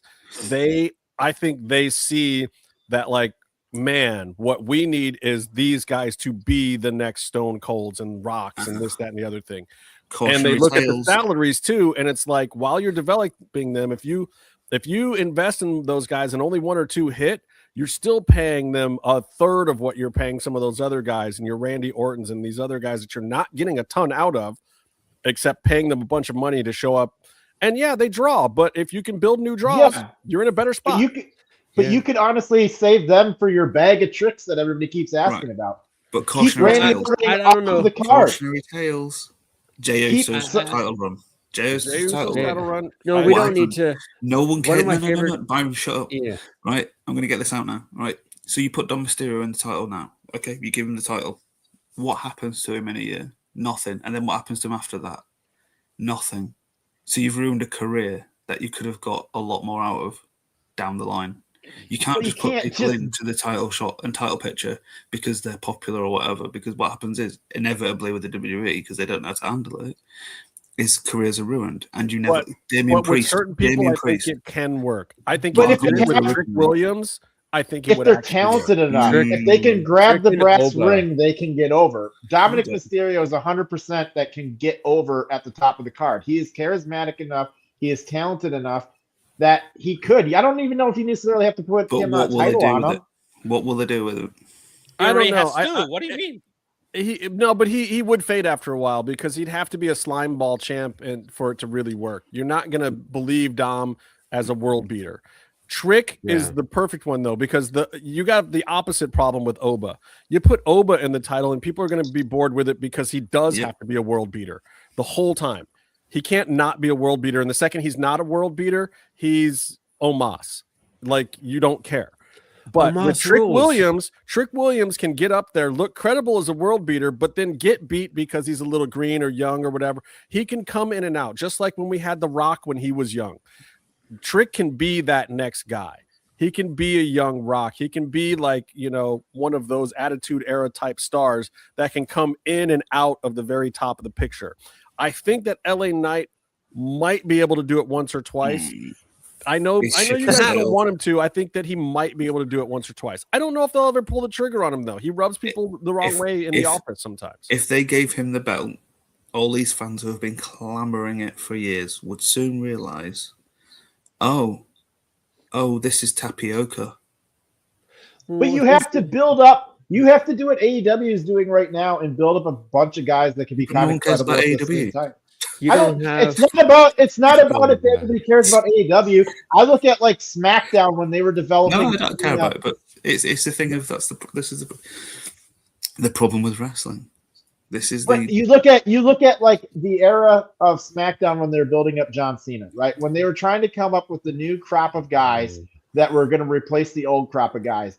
You had Eddie Guerrero, you had Undertaker, you had Brock Lesnar as a guy that was coming up, you had John Cena that was a guy that was coming up, you still had Kurt Angle there. You had a bunch of guys that were credible enough that if you had your younger guys in the mix, they were becoming credible by just being in the mix. But so a couple of things. TV's not like that anymore. WWE's not like that anymore, and they haven't got the talent. They haven't got 20 people on SmackDown who you would say, "Oh my god, they're Ben McNeil off." Just because, like, charisma and, like I said, most of the way that WWE is put together now isn't about, Eddie Guerrero getting given the chance to run with it. They just won't do that. And even if they do, what happens after, they don't have a plan for. Well, that's on them to figure it out. I mean, that is not like, that shouldn't be an acceptable answer for the biggest wrestling company in the world. No, I'm saying, but like, it shouldn't be. It should not be the acceptable answer. If you put Dom Mysterio in the title picture now, you are sacrificing what you can get out of him for 10 years for maybe a year worth of stuff. Here's the thing, Meef. I can tell you, if you want Dominic Mysterio to be the face of the company, then maybe he should use some Hommeface. Come on, Tony, you love that segue. Come on, you love it. It's fine. It's fine. We got to talk about Hommeface because look, I haven't even opened my package yet. You got to get that open. Handy dandy. Can I do this, Byron? What happens if I You can do whatever you want to do. Oh, look at that. I got the new Hommeface. What do they call this? The Skincare Essentials Travel Kit. So Byron and I talked about this forever. Of like, oh man, I got all this Hommeface stuff, but it was all this size. It's all like you put 4 of these kind of things in your travel bag, and all of a sudden you forget to put that cologne your old lady likes in there. Like it's no bueno. So they came up with this travel kit jam, and it's super dope, and it's got all the stuff that I actually use in it, which makes me really, really happy. You get the handy dandy Hommeface bag. The H is silent. That's a silent H there. Hommeface, because it's French for man face. So what do we got in here? We got that's number 2. I should probably start with number 1, right? That's number 3. Where's my number 1? There's number 1. So number 1, so you got the Paquito size here compared to this size over here. This is the travel size right here. This is the daily face wash. This is my jam. Don't wash my face with anything else. I use regular soap. I get all dry and scaly. That's not the way to go, man. This is the stuff right here. And then let's see, we got Where's number 2? And they're numbered, so you know what order to use them in. So you'd give yourself a nice, clean little face wash there, and then you hit yourself with the toner. This stuff is magic. I got to tell you, so you spritz it. I usually do like 4, maybe 5 spritzes. I get like a couple of nice spritzes. It starts to open up the pores. All of a sudden, everything is feeling crisp. I call it the crispinator juice. I don't even know what it's supposed to do other than it makes my face look great and feel amazing. And like the blackheads and the zits and all those things. Do you see them? You see any? Nope, because there are none anymore. All right. And then after that, there's number 3. There's a new number 3, which is the Age Defense Serum, also known as Magic Potion. Look at this junk, y'all. Literally, I will be 51 years old in a month. 51. You know what, CK? That's true. Love them. We're going to talk about them some more. 51. I'm not afraid to tell you my age anymore. You want to know why? Because no one can guess it. No one thinks that I'm 51 freaking years old. They think I'm Bear's age. How old are you, Bear? 37. Okay, yeah. They think I'm Bear's age. You son of a... People think I'm 28. 37? So. And then you can't have a happy ending. You can't finish off without cream. You got a cream to finish. And that's what you do with your number 4 right there. You hit it up with the moisturizer. It is cocoa butter of the gods. Can we call it that? Smell it. It's amazing. And it just smooths everything out. It gives you that, it gives you the glow. It's like you're Bruce Leroy in The Last Dragon. You have got the power of the glow. Does it smell? Does it have? Yeah, it's got a nice little... They all have nice smells. Like a little pine, like, soft scent. Bit of mint in there, maybe. Herbal spray, face wash. Oh, witch hazel, that's what it is. I love witch hazel. And I think we got a free gift with this one too. I got also... You got sunscreen. I got the sunscreen, which is delicious. Byron uses the hell out of the sunscreen because, he's going to just burn in the sunlight. I have to use it every day. If you don't use your sunscreen, then there's no sense doing skincare. You're undoing everything. And by the way, this company is I know the name is Hommeface, but it is a Korean company. These are all K-beauty secrets. Korean sunscreen is the best sunscreen you can wear. That is a fact of life. So you want this stuff. Yes. So the thing you need to know, if you go to hommeface.com right now, that's HOMMEFACE.com. The H is silent. If you go to hommeface.com right now and use our code MMM20, you will get 20% off. But you got to use our code. You got to let us get those numbers so we keep our wonderful sponsor, Hommeface, so you can keep getting the big question, the Hommeface Big Question every week. If you help us out and get some goodness for your face. And these are genuinely products that we used before we ever had the sponsorship. This is a company that we truly believe in because this stuff works. It's the jam. Visit hommeface.com, use our code MMM20. And also right now, because we're feeling super generous, not only will you get 20% off, you're going to get free shipping. Just remember, Hommeface offers the best in class skin, hair, body care solutions for men. Hombres, for us guys, powered by K-Beauty Technology. HF products are all 100% vegan, Leaping Bunny certified, cruelty-free, and crafted with clean, skin-friendly ingredients. And for a limited time only, use that MMM20 code, get that 20% off, and your free shipping. Now I got to turn off the music. It was fun while it lasted. Oh. Everyone likes to see that, but that's the trick. We keep you hanging around for the fun music. I can't wait until the next Hommeface. Machismo. I like to say machismo. Byron, have you opened a package from Mandeep yet? Oh, jeez. I don't know. I don't know what you're talking about. Okay, so I would. Yes, you got to use the cream though if you want that. And Rebecca knows I don't look a day over. I look a day over 30, but only like one day over 30. Anyway, it's time for another new segment. I'm gonna call this segment Four Corners. This is the Four Corners segment. There's 5 of us. Doing the four corner segment is we're I have going a to talk question. about. I'm the referee. How does this make sense? There's 5 of us. What are even the rules? It's not a match, You know, Byron. It's four it- corners because we're going to talk about the different corners of wrestling. It's going to give you a chance to talk about Japan, asshole. Not anymore. I have anything to say. Yeah, Byron. So we are going to 4. You're dropped. 3 corners. It's the 3.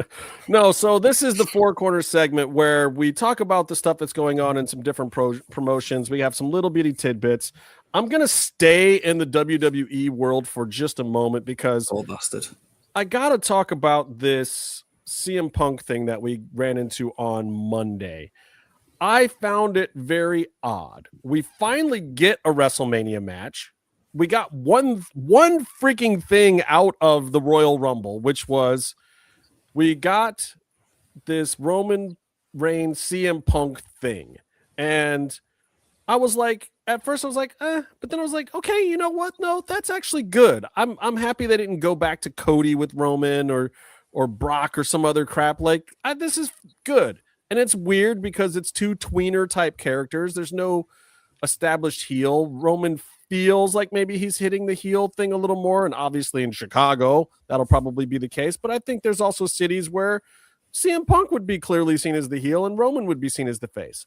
I think it's an interesting dynamic. I think they can have fun playing with it. I thought the promos that they did where they buried the shit out of Drew and SmackDown were good and interesting. We talked about it last week. If you want to hear our thoughts, And he has not recovered from that, by the way. No, he had an interesting promo. We can talk about it a little bit too. But more importantly, they do this thing. They've had this storyline with Finn Balor where he got spurned for the Royal Rumble and he's been going back and forth with Pierce. And then there's this weird masked attacker thing going on and other crap that, has been adjacent to, different, all sorts of weird stuff going on.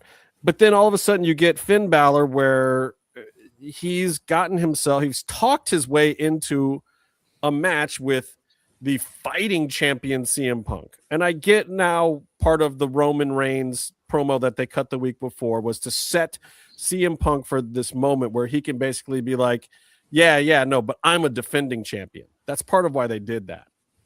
Whereas Roman is this part-time guy and, he's just the big star that shows up whenever he wants to. CM's the fighting champion. But also, I don't get the marketing here. We finally get one thing on the card. You're telling, on the corporate side, you're saying we need to sell more tickets. Triple H has finally got a match announced, and now we're saying that the match is in jeopardy for a couple of weeks to get us to Elimination Chamber? How does this make any freaking sense? Are we saying it's in jeopardy?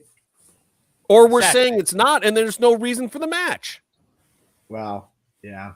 Well, there's a pay-per-view, so you have to have a match, but so is this an exhibition match? Is that the way we all feel? Yes. I think it's a predetermined match that everyone wants the predetermined. I mean, they're all predetermined, but no, I know, but I think this one might be a little more predetermined than the other ones. Wrestling is not real. This one may or not be a little bit of. We already know the outcome. Well, there's these matches when you have Canelo and he's fighting some dude from England. Sorry, Myth. And you know how that's gonna end, right? On a PLE though. Yeah, 50 million people watching and all that shit. Yeah, of course. What do you mean? Like he had a string of 4 matches where he just beat up some dude from England. And I'm sorry. I'm not. It's not personal. Just statistically, it is. No, it's not. Shut up. It's literally because I love Canelo. Yeah, I know. I'm just being real, right? So this is the same thing. Right? If AEW can have their Andy Reese moments and have a champion be beat up out of the blue, then you can have this, he's gonna go down second round. You know what I mean? It's just that's and you will get your moment because you will see a pretty cool match. That's it. Wait, you know what? I agree with you, Ben. I don't know that I don't know that Roman is going to Punk win. is Canelo, evidently. Yes. I would like for Roman to win this match against CM Punk because I like Raw better, and I want the world title to mean more than what it used to mean. And I think if you put it on Roman for a little while, it helps that. And I also think that CM Punk is old and somebody's likely to breathe on him and he'll break in some fashion pretty soon. So I don't know if I ever see, I like CM Punk being a champ every now and then, but I don't want to see him be a long-term plan at any point in time because I think he's just going to break. And I was How many more at one of those triceps weird, does he have left to tear? I mean, You I don't was wanna at one of see those vacant? weird matches in Cleveland with CM Punk and John Moxley where Punk dropped to Mox or some weirdness. And You're not ready for another vacant championship reign? Yeah, well, actually, if they let's did not like go match too far, tournament Daniel. for a thingy belt. That would actually be better than, and that could give you all you wanted, which was putting people into the title picture. I would love it. Actually, a tournament might actually be helpful. You guys all loved the Demon. I had a great idea for the Demon a while back where what I wanted to see was I wanted to see Finn use the Demon, and the Demon would keep getting the wins, but the Demon was actually draining him in a way and go with a little Lucha Underground-esque semi-supernatural thing, and have one of the other Irish people tell him like, Finn, you got to stop messing with that. Can you do it in an Irish accent, though? Can you do whatever? Oh, you know who should have? They should have brought back what's his name? Hornswoggle. Yes. That's exactly. It should have been Hornswoggle. Yes. But whatever. But I mean, like, you really could have played that where it's the ancient demon of the Gaelic Isles. Where like every time he used the Demon, yes, he would get the win. He'd be phenomenal. But then it was draining Finn Balor in some way, and you could have actually played with that and done something. You fun want with it. him to look weak every week after week, and just like get like dark. Well, dark the way that bad. Explain to us why he's not always the Demon. If the Demon always fucking wins, why would you not always go out as the Demon? The way Finn talked about it on that right? Cody podcast was he used to do that sort of thing, get all painted up to be a cool little gimmick, a cool thing to do for some big matches. And then WWE took it and made it a entirely new persona that could never lose. And it really pigeonholed what you could do with Finn Balor and the Demon character and all that stuff. Well, that's why I just came up with a way you could do it. So yes, the Demon wins, but if no. The solution is as see, Breakker likes it. Demon versus Dark Iguana. That's it. That's all. That's all. That's all what people want. Finlay. If you, there's no way he's coming out as a Demon, right? Because then if he lost as the Demon, it would be. He already lost to the Demon. He lost to Bray Wyatt as a Demon. Yeah. Yeah. Well, that was the better entity, right? Was Did he lose the cross as the Demon? What? Did he lose the cross as the Demon? No, he wasn't doing it anymore by then. No.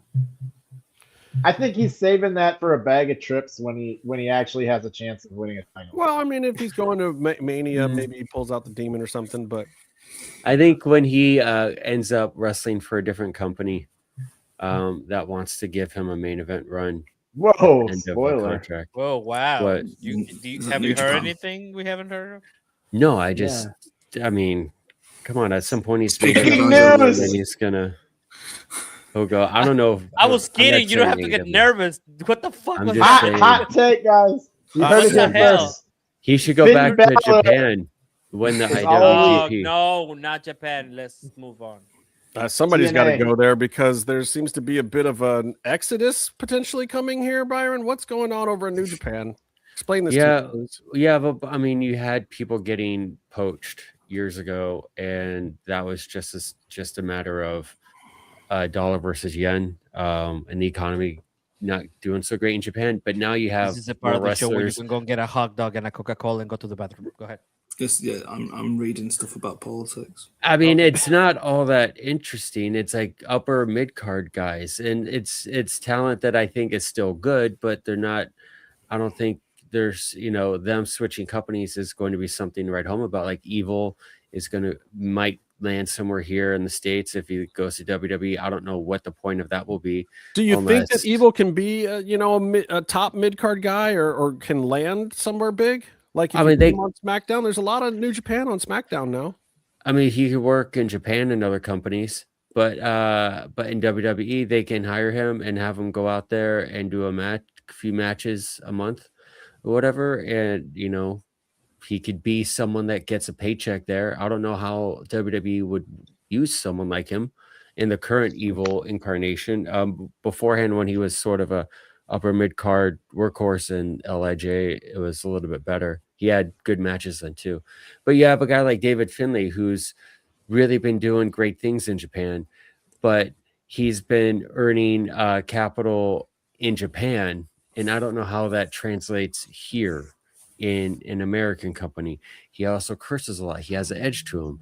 That isn't a WWE style. Are they going to change his name to Michael McGillicuddy or some dumb thing like that? Yes, is the answer. Yes, they are. So it's just, they're going to be moving, and I'm glad that they get a good paycheck. And, I'm happy for every wrestler to make $1, and especially happy if they can make $1 without landing on their neck. That's half. You only want them to make $1, you evil bastard. Well, and a handshake.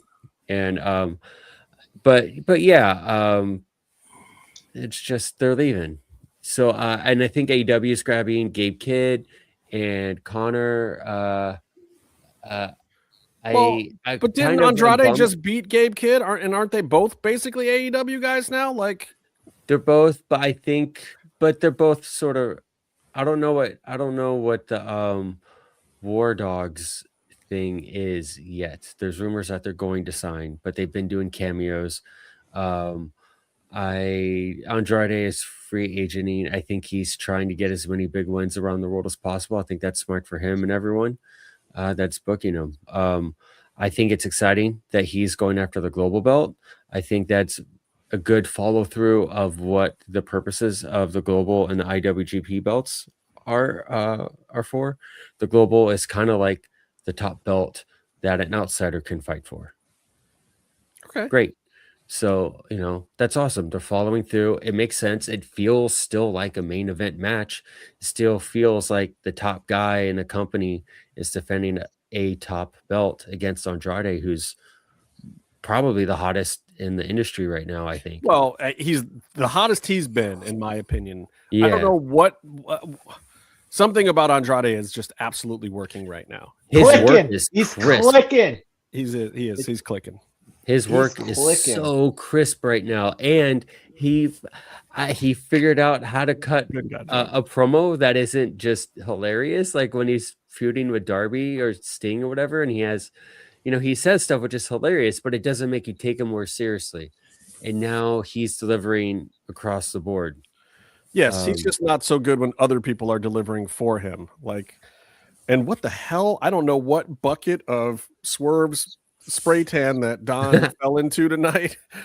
But if you saw the neckline, it was like bright white, and everything up here was like somebody smeared a turd on his face. I don't know what Don was doing with the spray tan, but it was MJF Bron Breakker levels of bad. Oh wow.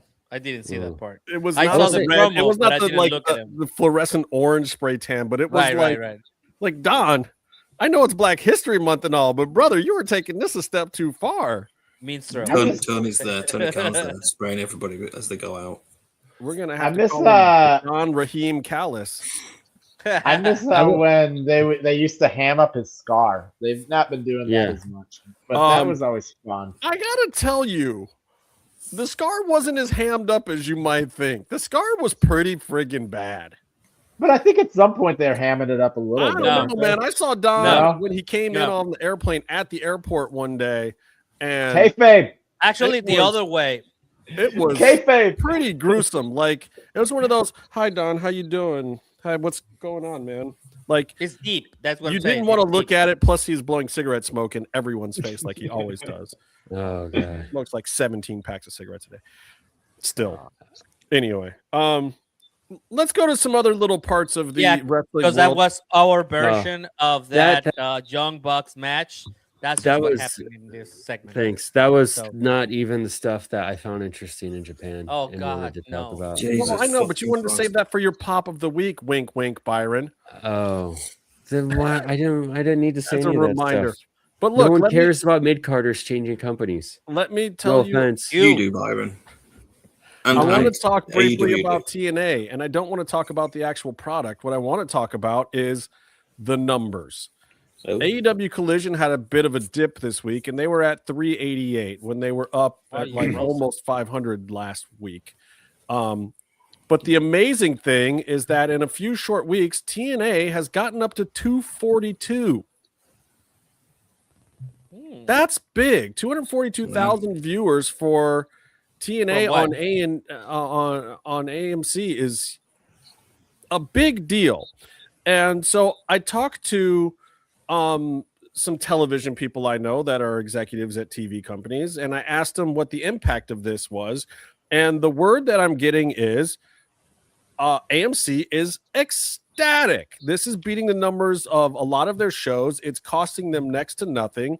And they were very smart because they did short run ad contracts, and they're going to be able to up the prices on their ads considerably in just a few months.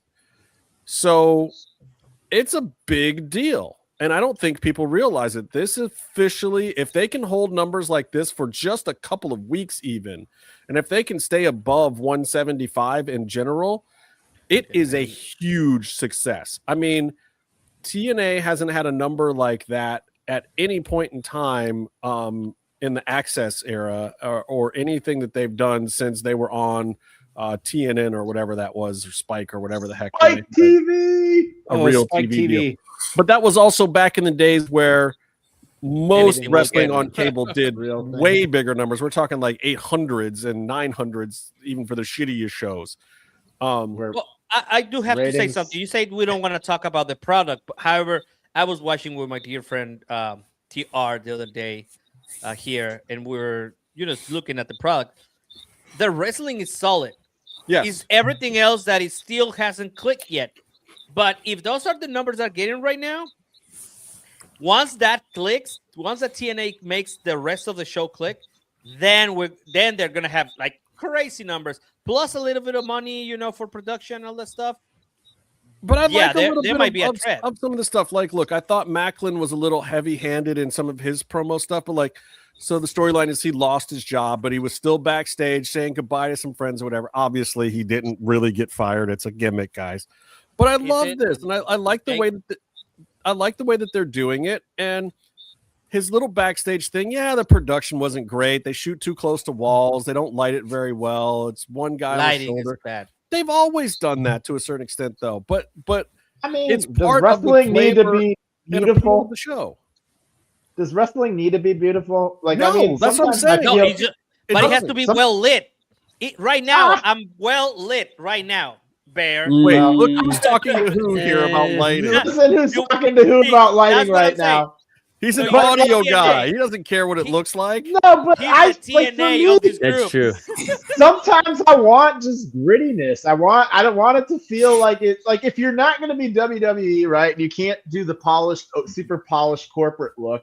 Like, give me a vibe, The It doesn't Aliens versus necessarily- Predator. I think they did that this week. I really do, Baron. I think that some people are vibing with it, and it's not glossy. It's not WWE Junior that some people want it to be. It's not another NXT.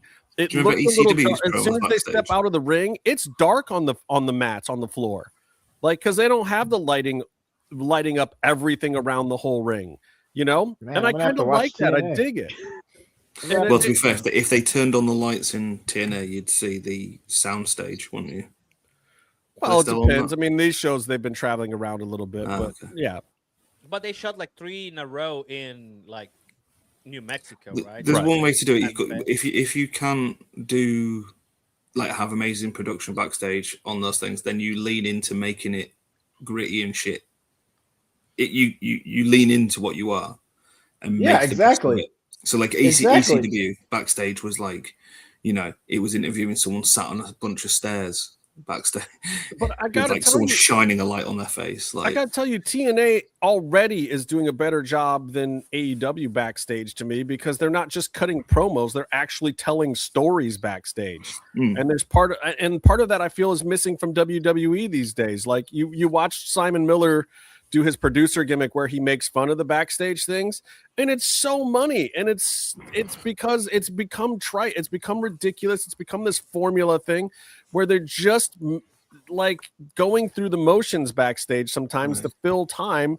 They're giving you a little bit of backstory and whatever, but like I don't feel like we're building things backstage like we used to. Like I think Cross was the last time they were doing that. Yeah, but yes, and it really was, and I like the stuff that Cross was doing. If they had paid it off in the ring, the problem with the Cross thing was they were only doing it backstage. Dude wrestled once in a year, but yet did 34 promos that same year. What kind of sense does that make? What wrestler do you have doing 34 promos and only wrestling on TV one time?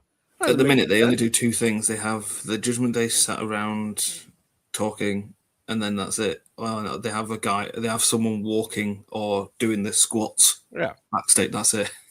in the time that Cross was back at WWE till the time that he left, Tozawa wrestled 17 times more than Cross did on TV. Jesus Christ, Tozawa. But he's money. He's 17 times more. Just saying, just throwing it out there. Anyway, I think that TNA is onto something. Am I going to watch it every week? Maybe for this show, maybe to talk about it, but I'm still waiting for a little more.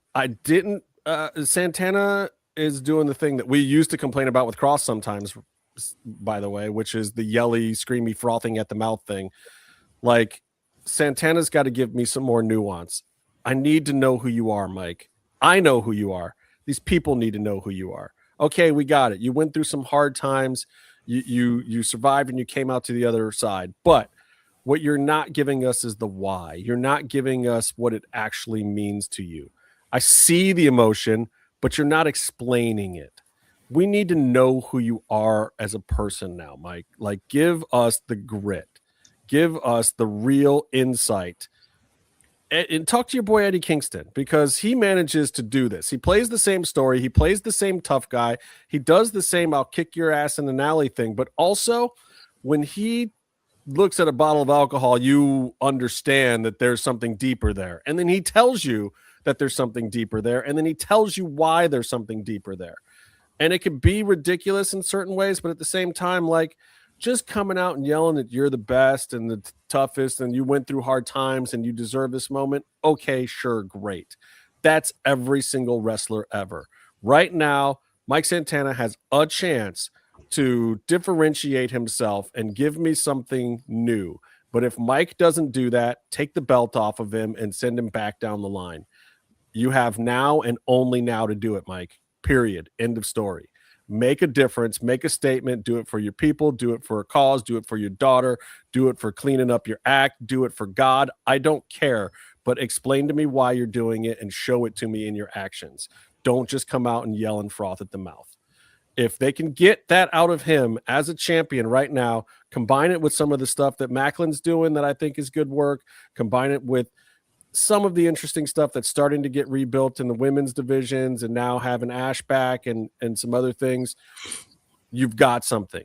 You've got something. It can work, but you got to give me that extra flavor. You got to give me that stuff that's always set TNA apart.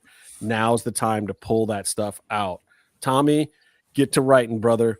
Whoever's backstage with you, I know you don't have Gail Kim anymore. I don't know who the heck's writing that thing over there besides Tommy. They're suing Gail Kim. I was going to say, they are. It's ridiculous. It's ridiculous. She was one of the best things about that whole production. Her and Scott D'Amore and Tommy Dreamer made that show for 3.5 years. Great that nobody was watching. They're suing her and they fired Scott. And 2 of the 3 are gone. Yep. And but isn't she like a full-blown car crash? I remember a lot of shit came out last time about her. Yep. Okay, Tony. Sir Tony Allen. It's now time for this week's not-so-new segment. Let's take a look at Lucha Libre. Oh, we right. gotta talk about everybody's- some AAA, and normally we would have done it sooner, but WWE is just such a hot mess. I just had to get it off my chest. Well, before we get to that, I just want to say something real quick because it does relate to that. Like now, Yeah. I believe, honestly, I think the hottest wrestling show right now is AAA. I was gonna say Even though- JCW. Even though they're just giving us 1 hour a week, like Justin was like, "Wait a minute, is this over?" Yes, Well, they're my giving man. us less every week. It was like a 2-hour It is show, and then less it was an every hour and a week. half show. Now it's an hour show. Well, I'll tell you why. There's 2 reasons for that. But before we get to that part, there is something to be said and analyzed about the fact that the cheaper, smaller productions are the best ones right now, and they're like rising really fast. Like AAA, TNA. If these numbers stay, and that's because the totem, the big company, the massive, giant is slacking. People look for what they want, and they might change the channel and be like, "Oh, I'm gonna give it a try." And it's all about availability. If you are able to watch this easily, you will start watching it every week. Which brings me to CMLL. Okay, so thank you, Daniel. I don't know what's going on. I love how you stumped yourself already. You're just like, It's going really well. The thing is that, so we here at the channel, we decided to pay for myself for the highest tier of the CMLL YouTube subscription. And some of us are waiting for Tony to figure it out, and then we will watch when he figures out when I'm supposed to watch. Thank you. I'm the guinea pig here. So it is very complicated. I'm not gonna lie. They put on 3 different 2-hour shows, and it is kind of hard to figure out which one is the main show because there is.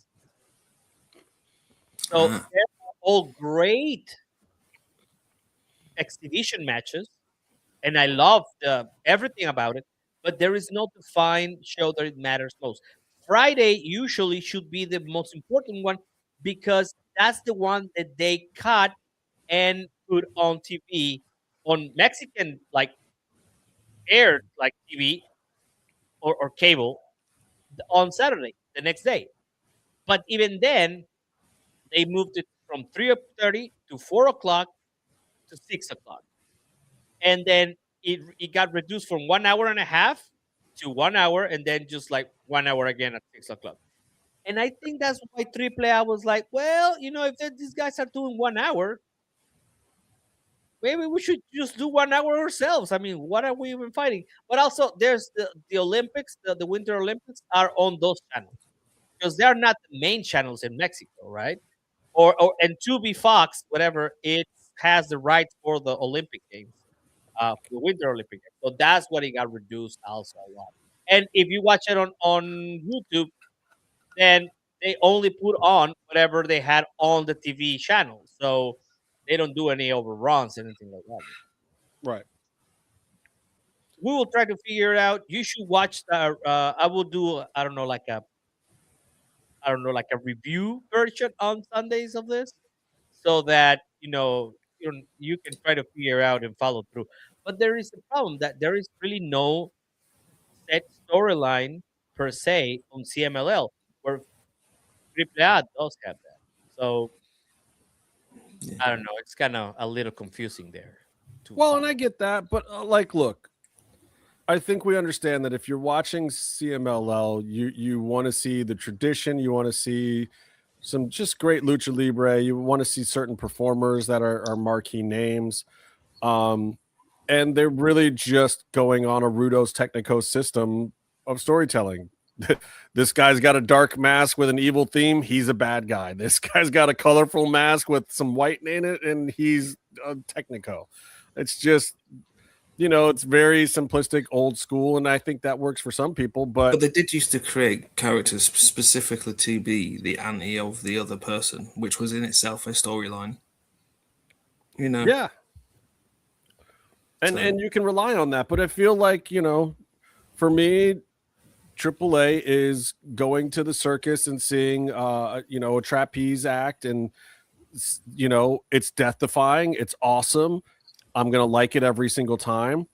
But when I go home, what am I going to tell you about? I'm going to tell you about the high spot. I'm going to tell you like, hey, I saw this thing at the circus where they did this thing and there was no net and it was really, really cool and I loved it.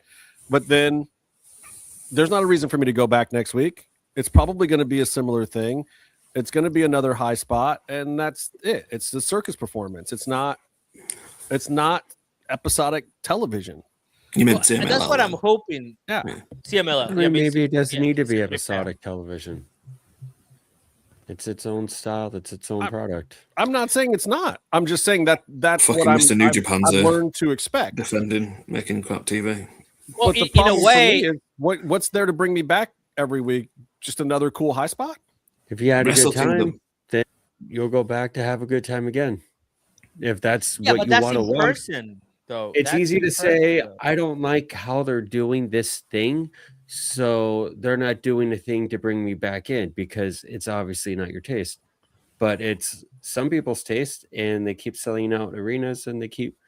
I get it, but They're in look, business, dude, man. if I like Wicked the musical, and they do a live version and put it on TV, and I watch it, and I'm like, okay, that was a great live version of Wicked the musical on TV.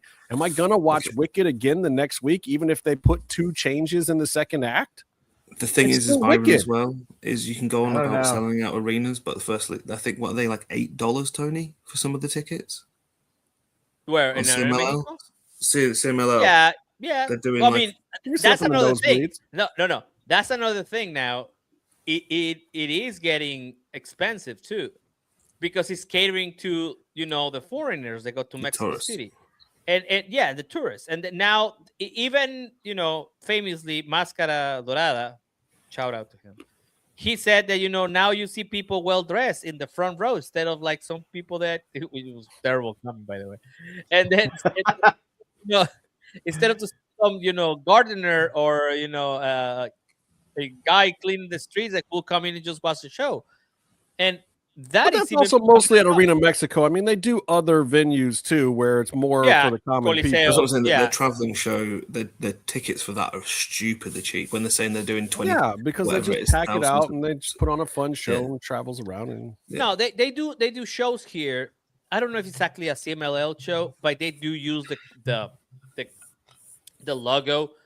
Usually Hechicero is on it because he's from here, and those are dirt cheap. Like, I don't know, $5.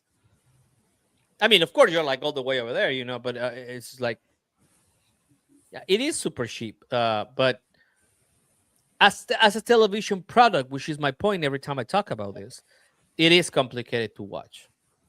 It is complicated to continue like following through, because like you say, it's like, yeah, I really like, I don't know, I like Blade Runner 2049, and I went to see it 3 times, but I didn't see it every week for the whole year, right?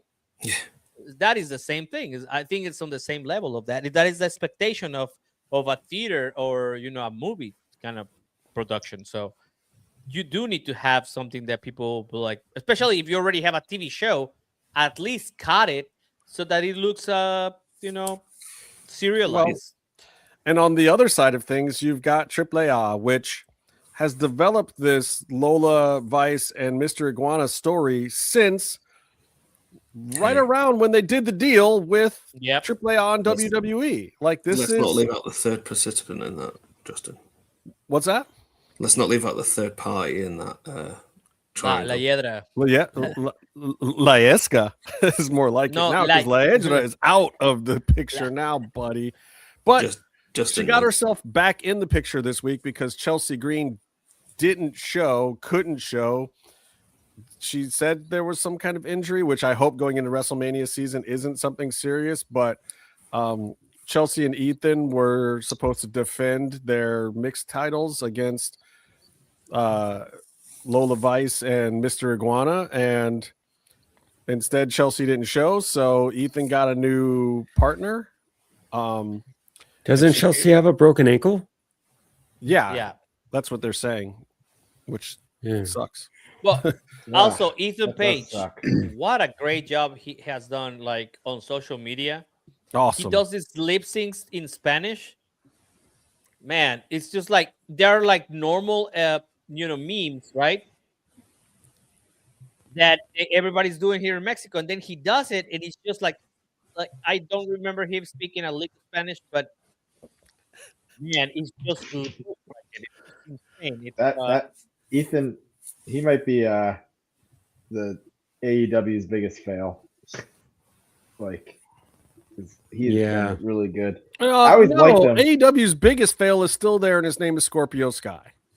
Oh man. They keep trying to do stuff with him, and they've put him in the Skyflight thing now, and this that, and the other thing. But it's like, this dude is so talented, and he is the nicest guy in the world, and like, just they can't find a place for him to land. Like, he got some good stuff for a while when Lambert was there, and I was loving it. And then he just when he's consistent. What was the Men of the Year thing with Ethan was great. Yeah. Stuff he's doing now is good when you feel that AEW thinks it's important. I mean, he'll go and do a good match and do a match with decent time behind it, even if he's just a challenger that's not going to win, or he had a win streak on Collision when he came back. But what is he doing now? Where is he now? It's not consistent. So you're like, oh, I don't need to put my time in on this guy. I mean, they don't It's fly him out unfortunate. half the time. They fly him out like once every couple of months, put him on some Ring of Honor matches, and they'll use him for a few weeks, and then they just don't use him again. Then he could. And he's really not the be only one. someone. Don't get me wrong. It's just been so long for him. It's been, and for a guy who, from what I understand, has absolutely no heat. Nobody dislikes him. There's no issue with him backstage. He hasn't pissed off Tony Khan or anything. They just simply haven't found a way to use him right. He's not like the Danhausen situation. There's nothing. There's no Britt Baker-ish thing going on here. It'd be great. A trios run. Anything, man. Anything. Something. Let's not get there. Let's not talk about it.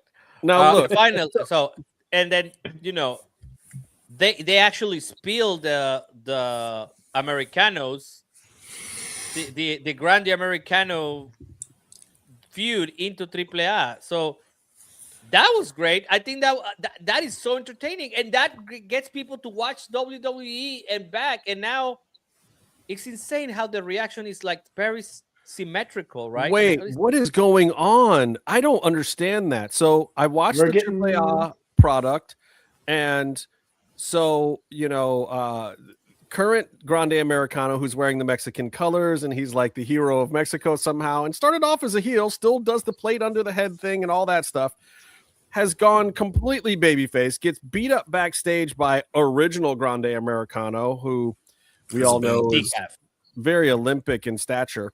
We're just gonna call him Decaf. Decaf and Kurt Angle. So he gets beaten up and taken out of his match, but because they have the same name, somehow now original El Grande Americano is in this qualifier match and wins the match. Here.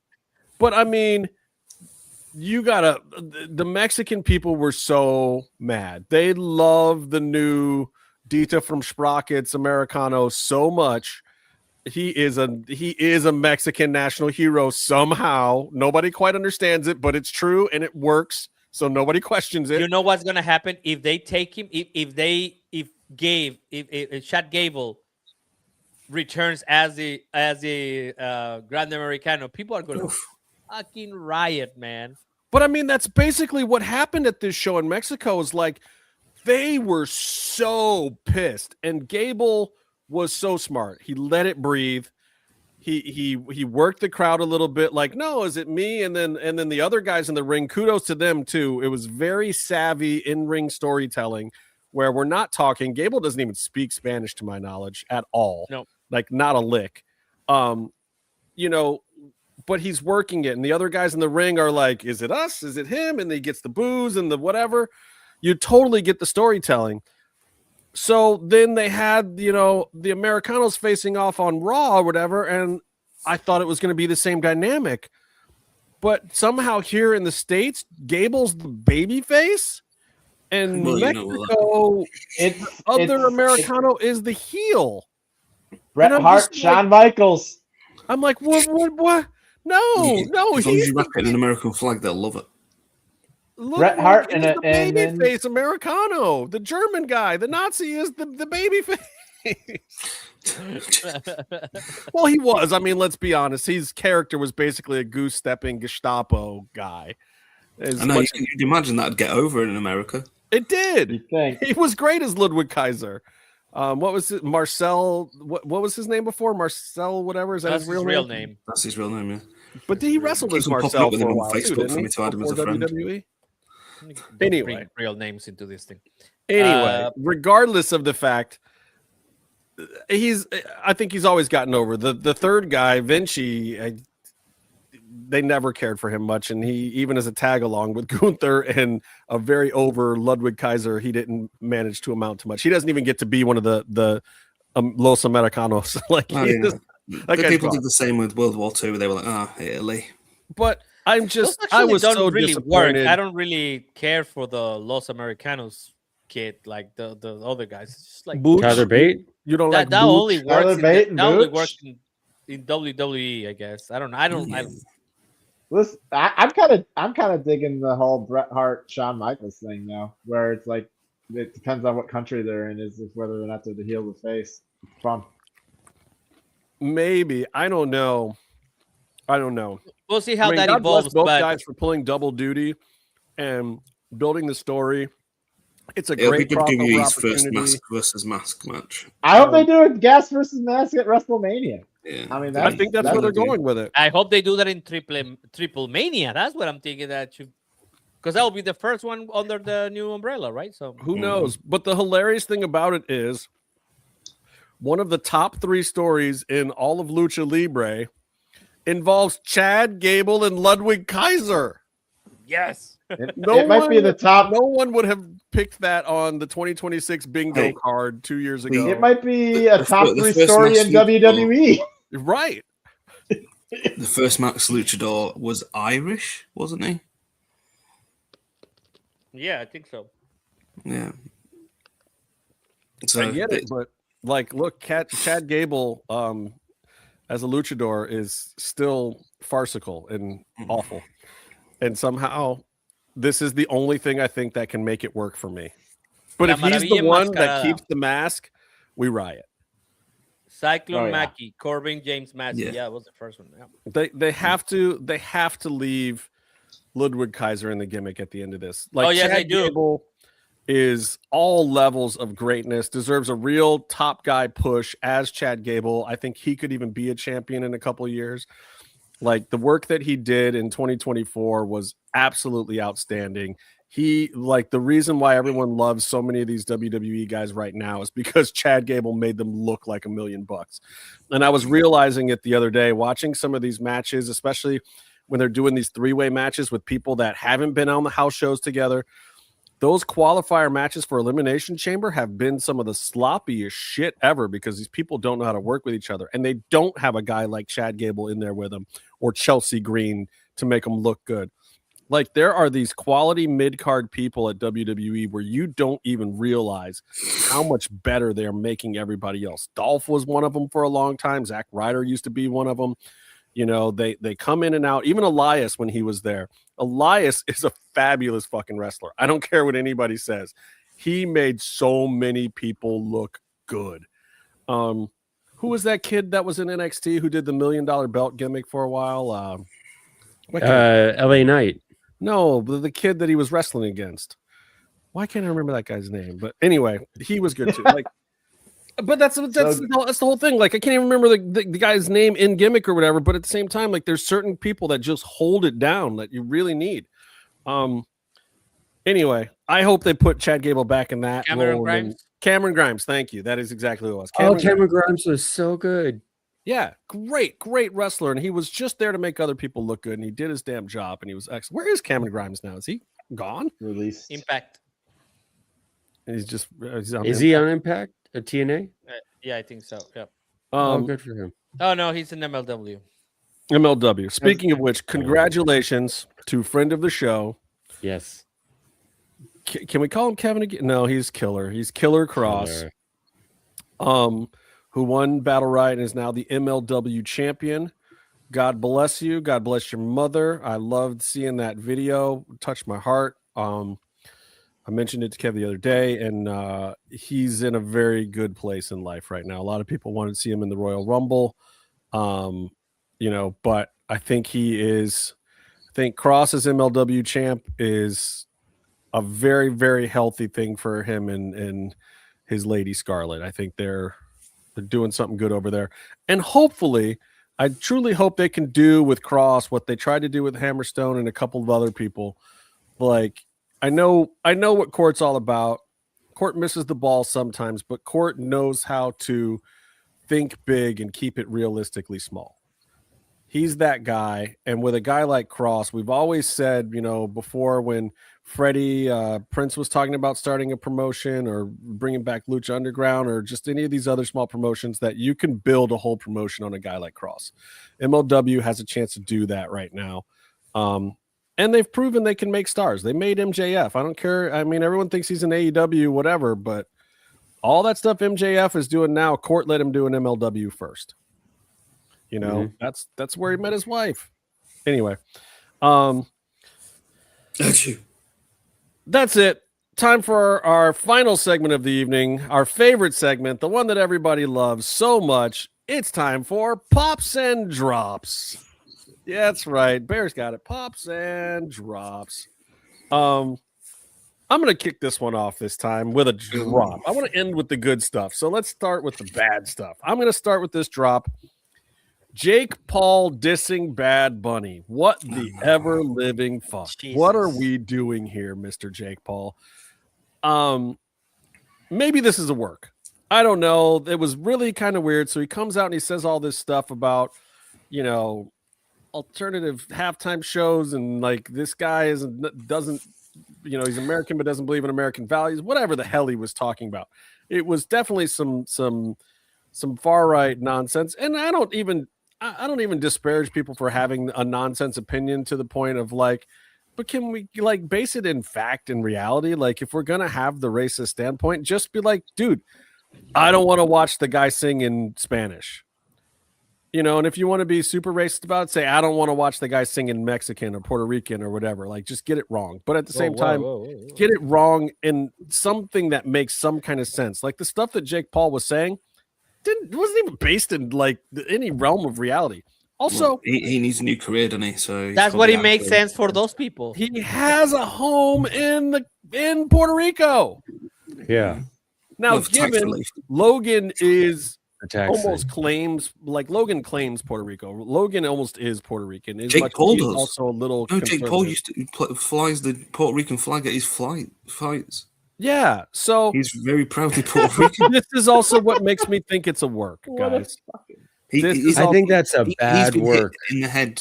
I don't disagree that it's a bad work, Byron. This is my problem. This is why it's a drop. So the next morning, Logan comes out like, hey, man, I don't always agree with my brother. Like, I love Puerto Ricans. Puerto Ricans. No, that was immediate. Huh? Yeah, no, it was immediate. That was immediate. That was immediate. That happened like Logan is basically like, hey, man, like, however, I love my Boricuas. Like, I'm good. Like, don't vandalize my house. Logan Paul was asked prior to his brother saying that. He turned around and said, no, he didn't want to watch Bad Bunny. He wasn't interested. But maybe he didn't want to watch him. Like, I don't know. So, maybe he's got enough of it. I'm just saying, one person. Maybe he's a huge Kid Rock fan, man. We don't know. Maybe Logan Paul loves Kid Rock. Maybe. I mean, who doesn't love Kid Rock? I don't know. A lot of people in Cleveland don't love Kid Rock because he's from Detroit, but that's a whole other story. Anyway, actually, his drummer Stephanie is from here, so we actually. Name is Kid. So yes, and I think that's what we're getting to. Is I'm starting to believe that maybe this was a work, that this was maybe leading towards a match at WrestleMania. Because let's be honest, Logan Paul versus Bad Bunny, you might not care about it, but that's a good filler match. That's a match that I want to see. That you can use in the press. Just that you can... for the entrance of Bad Bunny, of course. Well, that's a WrestleMania match for sure. But now I want to see Jake Paul versus Bad Bunny. But I don't want to see that program. I don't want to see, all the build up. Everything that Bad Bunny brought up. But when I say it to my teenage kids, They get it.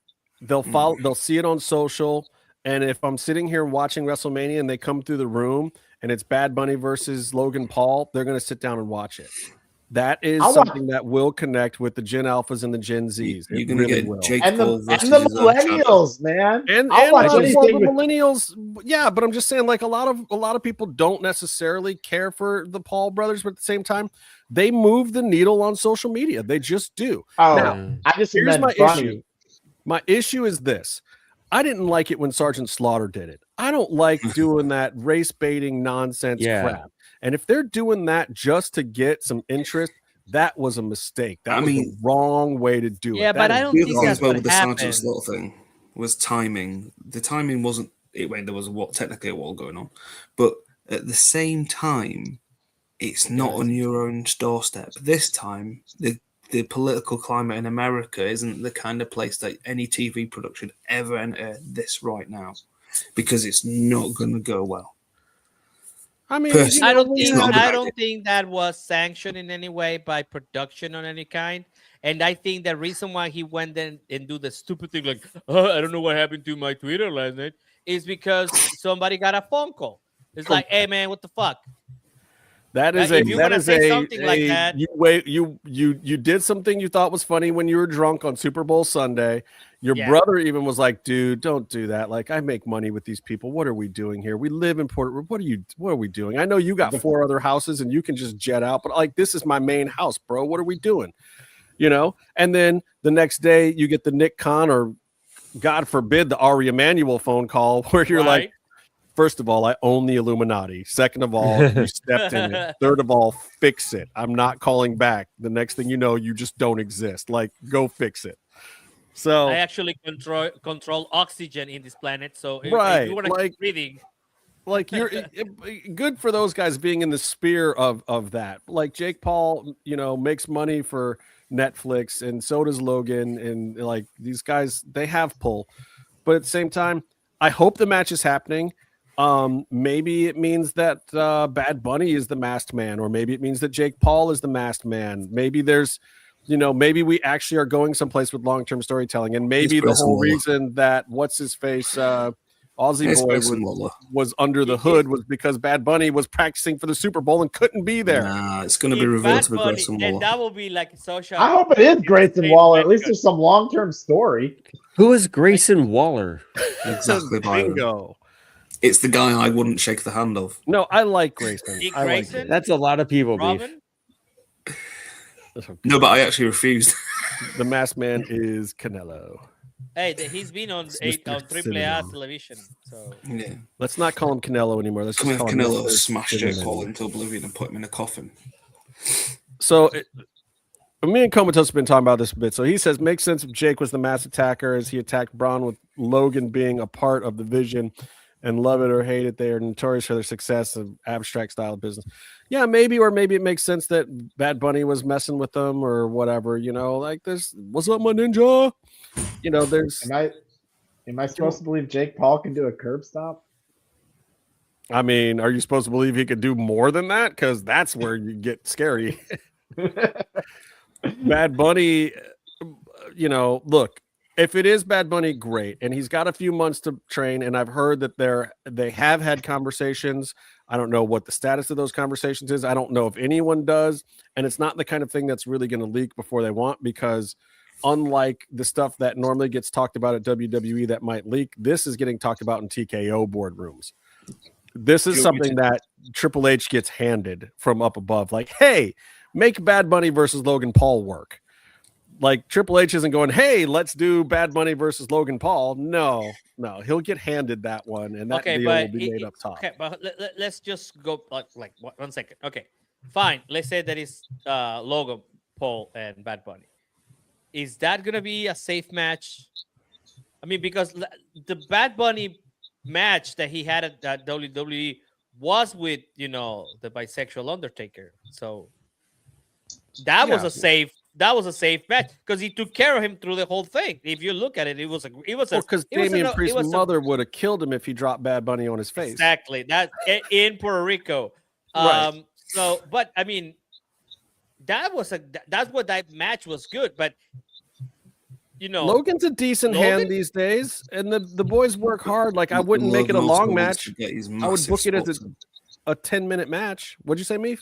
Logan also wants to get these giant spots in for himself. That's what I'm talking about. Won't be able to but would they? Are you thinking it's good? I mean, let's say hypothetically it's the Bad Bunny thing, right? And like I would watch anything Bad Bunny does because he's entertaining as hell. But do you really think it's gonna be a singles match? I mean, I could totally see them doing like Logan Paul and Austin Theory versus Bad Bunny and like maybe Damian Priest or something. I don't know. That's a good point. We're a few months out, we're a month and change out from WrestleMania. Like, they're not going to get. We're almost 2 full months. I was like, wait a minute. Yeah, but we're not going to negotiate and short, book a singles match and then train and then block and rehearse it all out for a one-on-one match. No. Yeah, that's a bit much to do or to start up now. I mean, Seth Rollins and Bad Bunny versus Austin Theory and Logan Paul. I mean, it just lost me. My theory with the Masked Man as well is that maybe they don't do it in the end, but I reckon the original plan was for that Masked Man to be someone connected to Logan Paul, or in theory, kicking Bron Breakker out of the group, because WWE at the minute is a basket case. And I genuinely believe that they thought, let's just turn on another person who's the leader of the division till we're the leader of the division.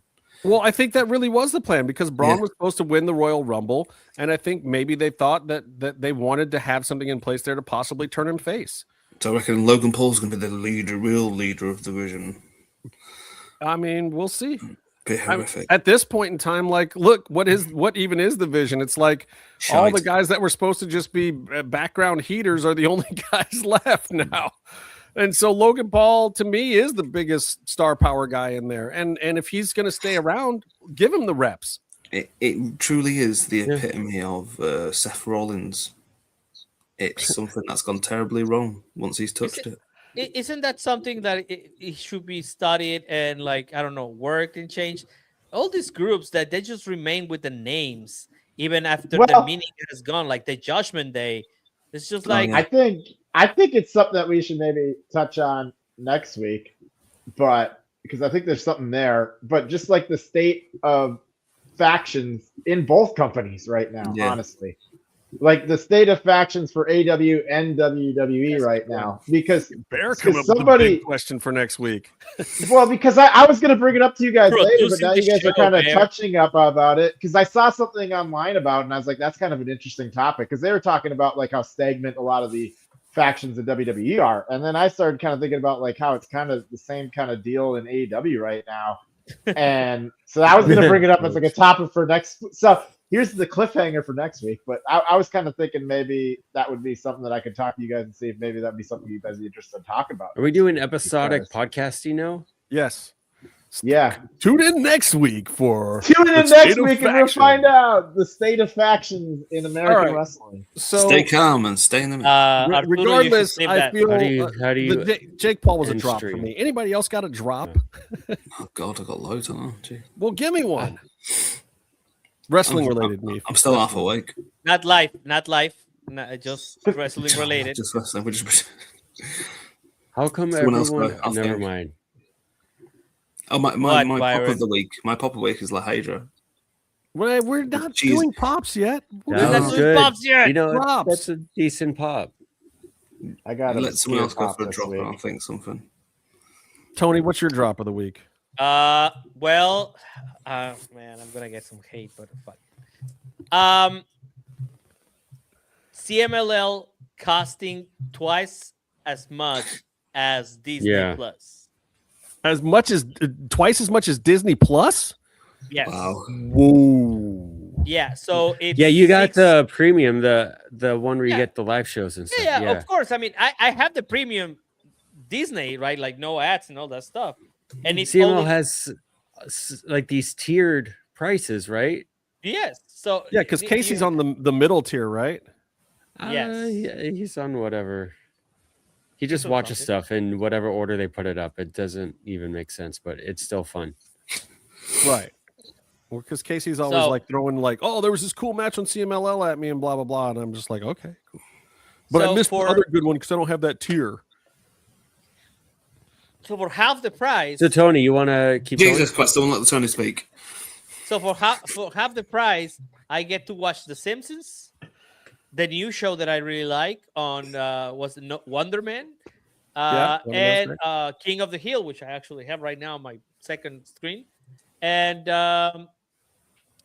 then I get to watch this. And for double of that, I get to watch shows in a very weird order, and I don't know if there is sequence or anything like that. And Probably not. And I cannot watch it in English, which is like I tried and I couldn't find an English transmission of that, so I don't think there exists. So, and I mean, of course, I speak Spanish, ¿verdad? Pero, o sea, what the fuck? Que chingados. So it's going to be difficult for me to follow because my Spanish is so excellent. That's what you're saying. Chingón. Tu español es muy chingón. Right. You just tell me what to watch, Tony, and I will watch it. I will try to make it cohesive so that people can go and buy that for double the price. And I will try to make a thing on the channel so that people can watch. So let's fundraise. Let's just give out our login password for anyone who'll Venmo us $10 flat fee. Byron, what's your drop of the week, Byron? My drop of the week was I watched Raw like 2 weeks ago, and it was all commercials and rewinds and all this crap. And I did a VPN and watched the British version. So I didn't really see commercials. It was a lot. I just couldn't tell. It was a lot of fade in, fade outs, and a lot of the same WrestleMania commercial. It was a horrible, horrible experience. And I'm very glad to watch AEW where they just cram everything in. And I am very annoyed that AEW keeps putting commercial breaks in matches and has a very formulaic match structure based on that. Basically, the face has a comeback after you come back from commercial. As you come back from commercial, the face comes back. And if it's a short match, come back and pin. Come back and go home. Or so note to AEW heels, if you're a heel in AEW, get your shit in before the commercial break, or else no one's going to see it. Yeah. I always thought a fun gimmick. I always thought a fun gimmick, especially when Wardlow was there, is to always put his match in the commercial breaks, and then when you come back, he's already won it. So it's just a squash match in the commercial break. Well, TNA has done a fine job of that. They crowned their women's tag team champions during a commercial break on the first episode. That was the biggest. A new level of All right, Bear, you got a drop for me? Also, Byron, you can just watch it on VPN in Mexico, and you get to see the behind the scenes stuff. It's still in English, bro. Don't worry about it. I don't know. I guess my biggest drop of the week is kind of the CM Punk Baylor thing, just because it feels so like the outcome already. Right. It's just I don't know. It just sucks because Baylor should probably deserve a little. I mean, I guess I don't know. It's weird. It's like he's getting championship match, but it's like, do we care? Is there gonna be like, if maybe WWE surprises the hell out of us and they hot shot it, and then it's a triple threat in Chicago. Think of the riot. I mean, man. Like if you're really trying to get wrestlers killed, I guess you can have CM Punk lose his title. Hasn't that city already suffered enough before WrestleMania? Didn't they get killed by this winter storm? It just feels like one of the most we know the outcome of what it's going to be. I agree. Like I couldn't even believe they made the match. I was like, what are we doing? We're putting in jeopardy the only WrestleMania match that we've announced, but we're not actually putting it in jeopardy. Why? What are we doing? Why do we even bother? Yeah. Like they can have this match and just make it a non-title match or something. Like, oh, you want to fight me? Well, then fight me in Chicago, bitch. Whatever. Yeah, it's a Chicago street fight. Lights out match, unsanctioned fight in Chicago or whatever. No, honestly, those hardcore matches are a lot more safer than sometimes actual wrestling. That's true. Me, if you got a drop for me, well, it technically would have been from last week, but it's rolled over. That's fine. It's the glass ceiling, Chelsea Green's glass ceiling. It I don't has rumbled into this week too. I mean, if you watch it, like it's perhaps wording is just terribly placed. Is the best way to watch it, but then there's a terrible Bruce Pritchard does a face right whilst giving a compliment, and he does a face, and you're like, oh dear Lord. But I also heard a good point from somebody mildly connected to WWE that said, but what if that was on Unreal to make you feel like she had hit the glass ceiling so that they could push her through it at WrestleMania this year? And now she's injured. It's all fake kayfabe, man. It's all fake kayfabe. That's all. But that's part of what one of my issues with, being a reality TV producer and then seeing Unreal, and it's like, so you're making a reality show to work me? Come on, man. That's not. I mean, that's you can make that reality show. You can make it still be compelling, and you can cut out the stuff that really ruins it for people very easily, and still have a very genuine product. That's and actually that kind of ties into my pop of the week. All right, what's your pop of the week? Let's switch it up to pops now. Wrestling with Shadows. No, it's this is gonna be an obscure one a little bit, but Wrestling with Shadows. He's in a shadow. Come on, guys. Quite enjoying JCW's stuff that I've been seeing online with Vince Russo and like all that trash. Like it's just like it feels like a throwback to like sort of some stuff that's just been kind of transitioned out of wrestling in some ways, and so I don't know, man. It's just fun. It's stupid, but it's fun. I always liked Vince Russo's writing. Like, he books for the pop. It's a little hot shotty at times, and sometimes it's ridiculous and doesn't make sense. But in JCW, it makes perfect sense, right? Because it's a whole other universe, dude. It's a whole other universe. You got some dude named Cocaine in there, and he's like, I love Cocaine. He's a great wrestler. Comatose feeling you. And even like freaking what's his name? Vito, the dude that was wearing a dress in SmackDown. Vito's in there, and he's like he's their one of their Vito's all over the place on JCW. It's like have they done a Juggalo face paint on a pole match yet? I don't know. I haven't wait watched. until This has been pole and paint your face, and now you can. This has been like something I've kind of discovered in like the last month, But like every time I see something on it, I'm like, this is fun. It's got that gal from that what's her name? I can't think of her name off the top of my head, but she was in that Netflix show. Yeah. She was in that Netflix show where they did like kind of the like behind the scenes of wrestling. For what? OVW. It was that bad. It's called Wrestlers. Yeah, that show. Hollywood. It's so easily named that it's hard to Hollywood. Hollywood. Yeah. She's there. They got my Minnesota connection, Mr. Kennedy's. They're like champion right now.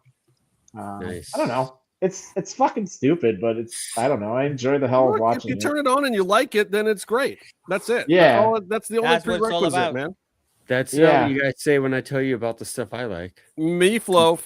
Do you actually have a pop this week? Is there anything in wrestling that you actually enjoyed? She's in amazing shape. La Hydra? Yeah. La Hiedra, chingada madre. I can't say it properly. I'm tired. It's 5 a.m. It's actually 6 a.m. You get a pass, but they live right here. These guys lived in California. One of them lives in California. He should be able to pronounce most Spanish words. I'm pronouncing OG Spanish.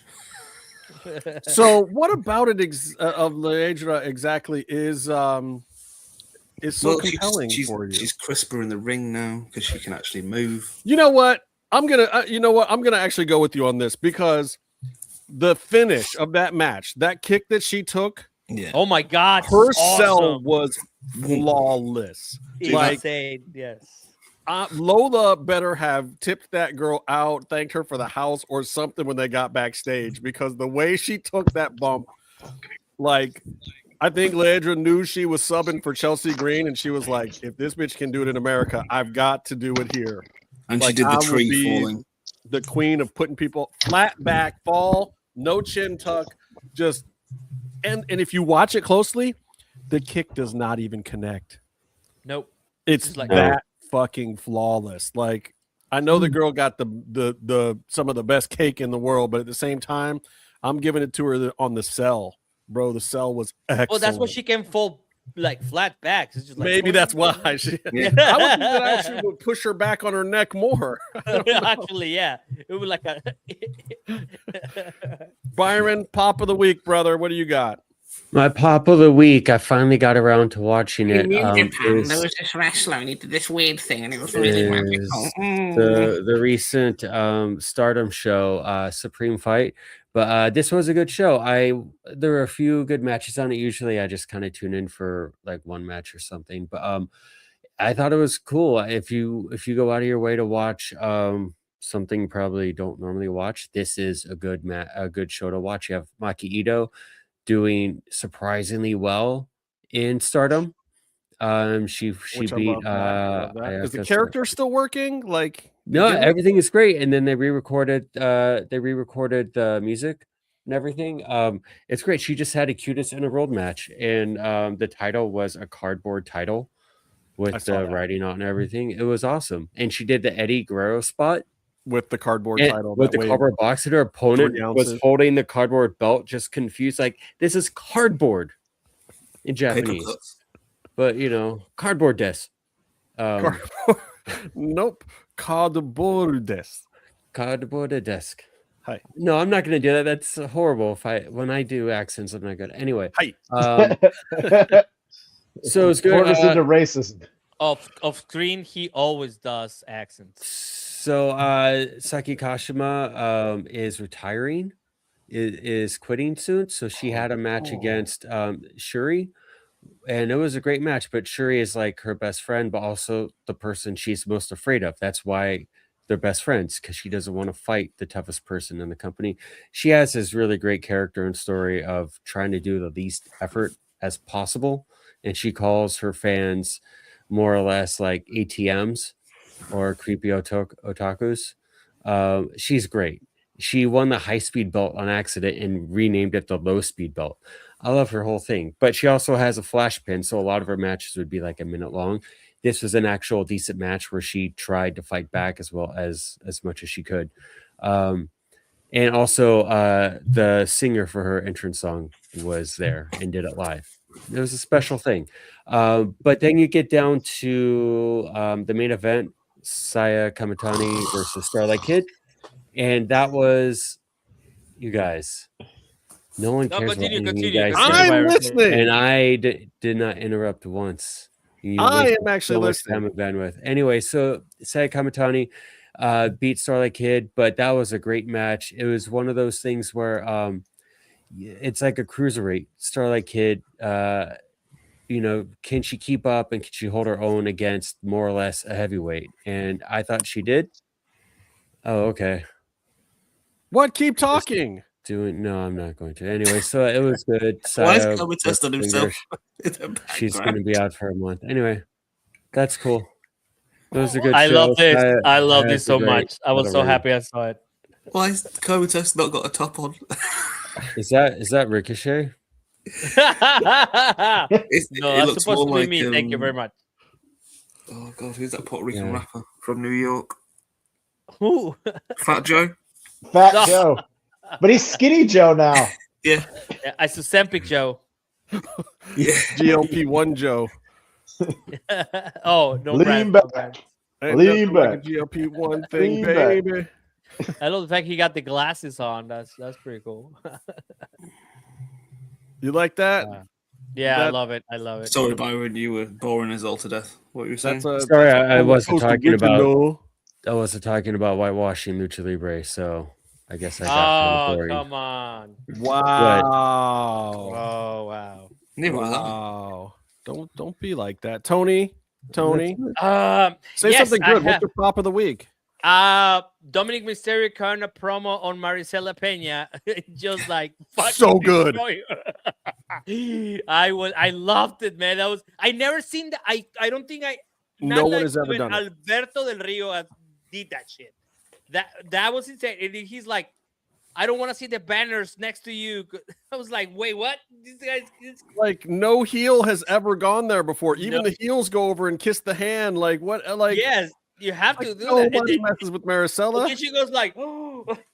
It's like, what the? I mean, Phoenix did try to kill her. I hope they didn't tell her. I hope they didn't tell her at all. I hope it just happened. I hope. And it was happened. like, and she got backstage, and then Mark Taker was like, it was just something we came up with. Sorry. Yes, that was that's why I like the show, because like they're breaking the rules, they're breaking the format. It was great. It was beautiful. I loved it.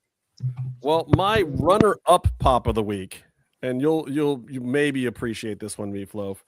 Go on Instagram or Twitter or YouTube or wherever and watch Sol Ruca working out with Sheamus. Oh my God, so good too. So many things to love about it. Like her finish sucks so much. She missed it by 3 miles on this last week. On the NXT, no, the other girl missed it, because the thing that I hate about Saul's finish is it's not the other girl's finish. Jump into it. It's not the other girl's finish. Because it's like needs to be the super choreographed to make it work. Like like it's a ballet move, and the other person has to do the thing exactly right. And that's the thing that Randy Orton has. It's the same thing with the RKO sometimes. Yeah, Javon Evans. Sometimes. Well, the Javon Evans one, everyone's like, look at how amazing Javon is. What? The other guy had to jump and be in the exact right spot for Javon to do that too. It was not just one person doing that. I just like how in that highlight you don't always see the other wrestler rolling out of the spot. Right. And so it just looks like this dude's jumping into nothing. And nothing. Like it looks like they just jumped and met there, because you don't see that Javon was. I was like, when I first saw it, I was like, what is going? At first, I was like, what is going on? Like, this goes back to me and Tony's point from a couple weeks ago about like more establishing shots, please, more wide shots. Stop with all the close-ups. You're not helping. I know you guys want to make a dramatic thing, but like, come on. But that's not even my actual pop of the week. That was my runner-up, because what beat it was a couple of ladies doing a big thing on a show that not a lot of people watched, but it still got me a pop. It was Allison Kay and Marty Bell on NWA Power on Roku, and their team, The Hex, as the new 2-time NWA Women's Tag Team Champions, going over on a woman that I have an absolute soft spot for, even though she's a vile, awful heel. She's a terrible, terrible person. Tiffany Nieves and her partner, Valentina Rossi. Who they have this woman Greta with them now, who's like 7 feet tall. It's amazing. She can't wrestle for shit. She can't do anything, but she's like the female Omos, and they can't even have her stand next to the ring because it makes the rest of the girls look so small, because her head is over the second rope when she's just standing next to the ring. Just hilarious. But it was actually a pretty good match. And Allison Kay's been an NWA champion before, and she is a wonderful talent that never quite got the total rub at the top, but she's every bit as good as any veteran in the business. And Marty Bell is right behind her at this point in time. I mean, Marty's been wrestling for a while. I like these girls getting a little bit of a rub. Like, if they're going to be an NWA, put some gold on these women. Like, they are bona fide top talent, can easily get your company to where it needs to be. Yeah, maybe they don't look like Anna Jay anymore. Okay. But at the same time, like, they are qualified wrestlers. They take care of the other talent in the ring. They know how to tell stories. They know how to carry on a match where the match tells a story. So I saw the match. I watched it. I love Tiffany Nieves. I think she is a big up-and-coming talent. I think they got a rocket ship with her. But Allison and Marty Bell have been doing this for a long time. They deserve their flowers. They deserve to have some fun little runs here and there with what they're doing. They deserve for you to go out and see them on a weekend at a show, throw some money, give them some money at the merch table. Respect these women because they're putting in the work, and it's damn entertaining. And you can watch it for free and easy now on Roku. I'm not saying that NWA is the end-all be-all product that you should watch every bit of. It's not like Power was right before the pandemic. Like, they had something really magical then that they don't quite have now. But my boy Danny Deals on color commentary is hilarious. He's a homie that I grew up here with in Cleveland. And, Allison and Marty having a good run over there. I hope to see. I don't give me any spoilers because I think Tony knows some of the spoilers. He does another show with Marty. But I don't want to know. I don't want to know what happens because I'm down for it. I'm watching. I watched the first match that they had, and I watched this one. So I hope they keep the belt for at least this season. and we'll see how it goes from there. Well, But I gotta say something. I was not expecting it to come out when I that took me by surprise. Like, wait, what? Just like that's what I said to you immediately because I was already planning on I was watching so the show different. today anyway. I didn't even know they were on this episode. It's weird because they tape a bunch of stuff for NWA, but then they chop it up all sorts of weird, so you don't really know when things are It going is to air. weird, yeah. And they don't even necessarily use stuff from the same tapings in the same episode. It's very kind of Lucha Underground how they no, it's like very Power Rangers, just like put, some footage with other footage and. But kudos to them and congratulations. I love it. I love seeing them going on their little run right now. I'm really happy for Lainey Luck. I like seeing what she's doing as the WWE ID champ. And there's good talent out there that hasn't been picked up yet that hopefully you guys respect and you see them. And if you see them coming to a show in your town, go out, support some local wrestling too. There's good stuff out there. It's always good to see these people that you like appreciate get these kind of moments, even though the larger, public might not see it, but they are so talented and they deserve these wins because they're just great. And like, especially Allison and Maribel, it's just like really good people. Like every time we have some kind of fundraiser and stuff like that, they always come through, man. So it's just, love to see it. They're great. And it was a good match too. Like it's good wrestling. And there's actually been some decent wrestling on NWA in general, So give it a chance. If every now and then, just fast forward through the stuff you don't like. It's on Roku. It's real easy to do now. Anyway, that's it. We did a lot of segments. We had a lot to talk about this week, and it was a good time. It was a good time. And next week, we'll get Bear's question in there. I love it. Thanks to Comatose for the art, and thanks to Tony for manning up finally and drinking some beer. And so for all you Joshi lovers out there that loved every minute of the show and what Byron brought to it, thank you for watching also. Oh, bye, Rebecca. We'll see you later.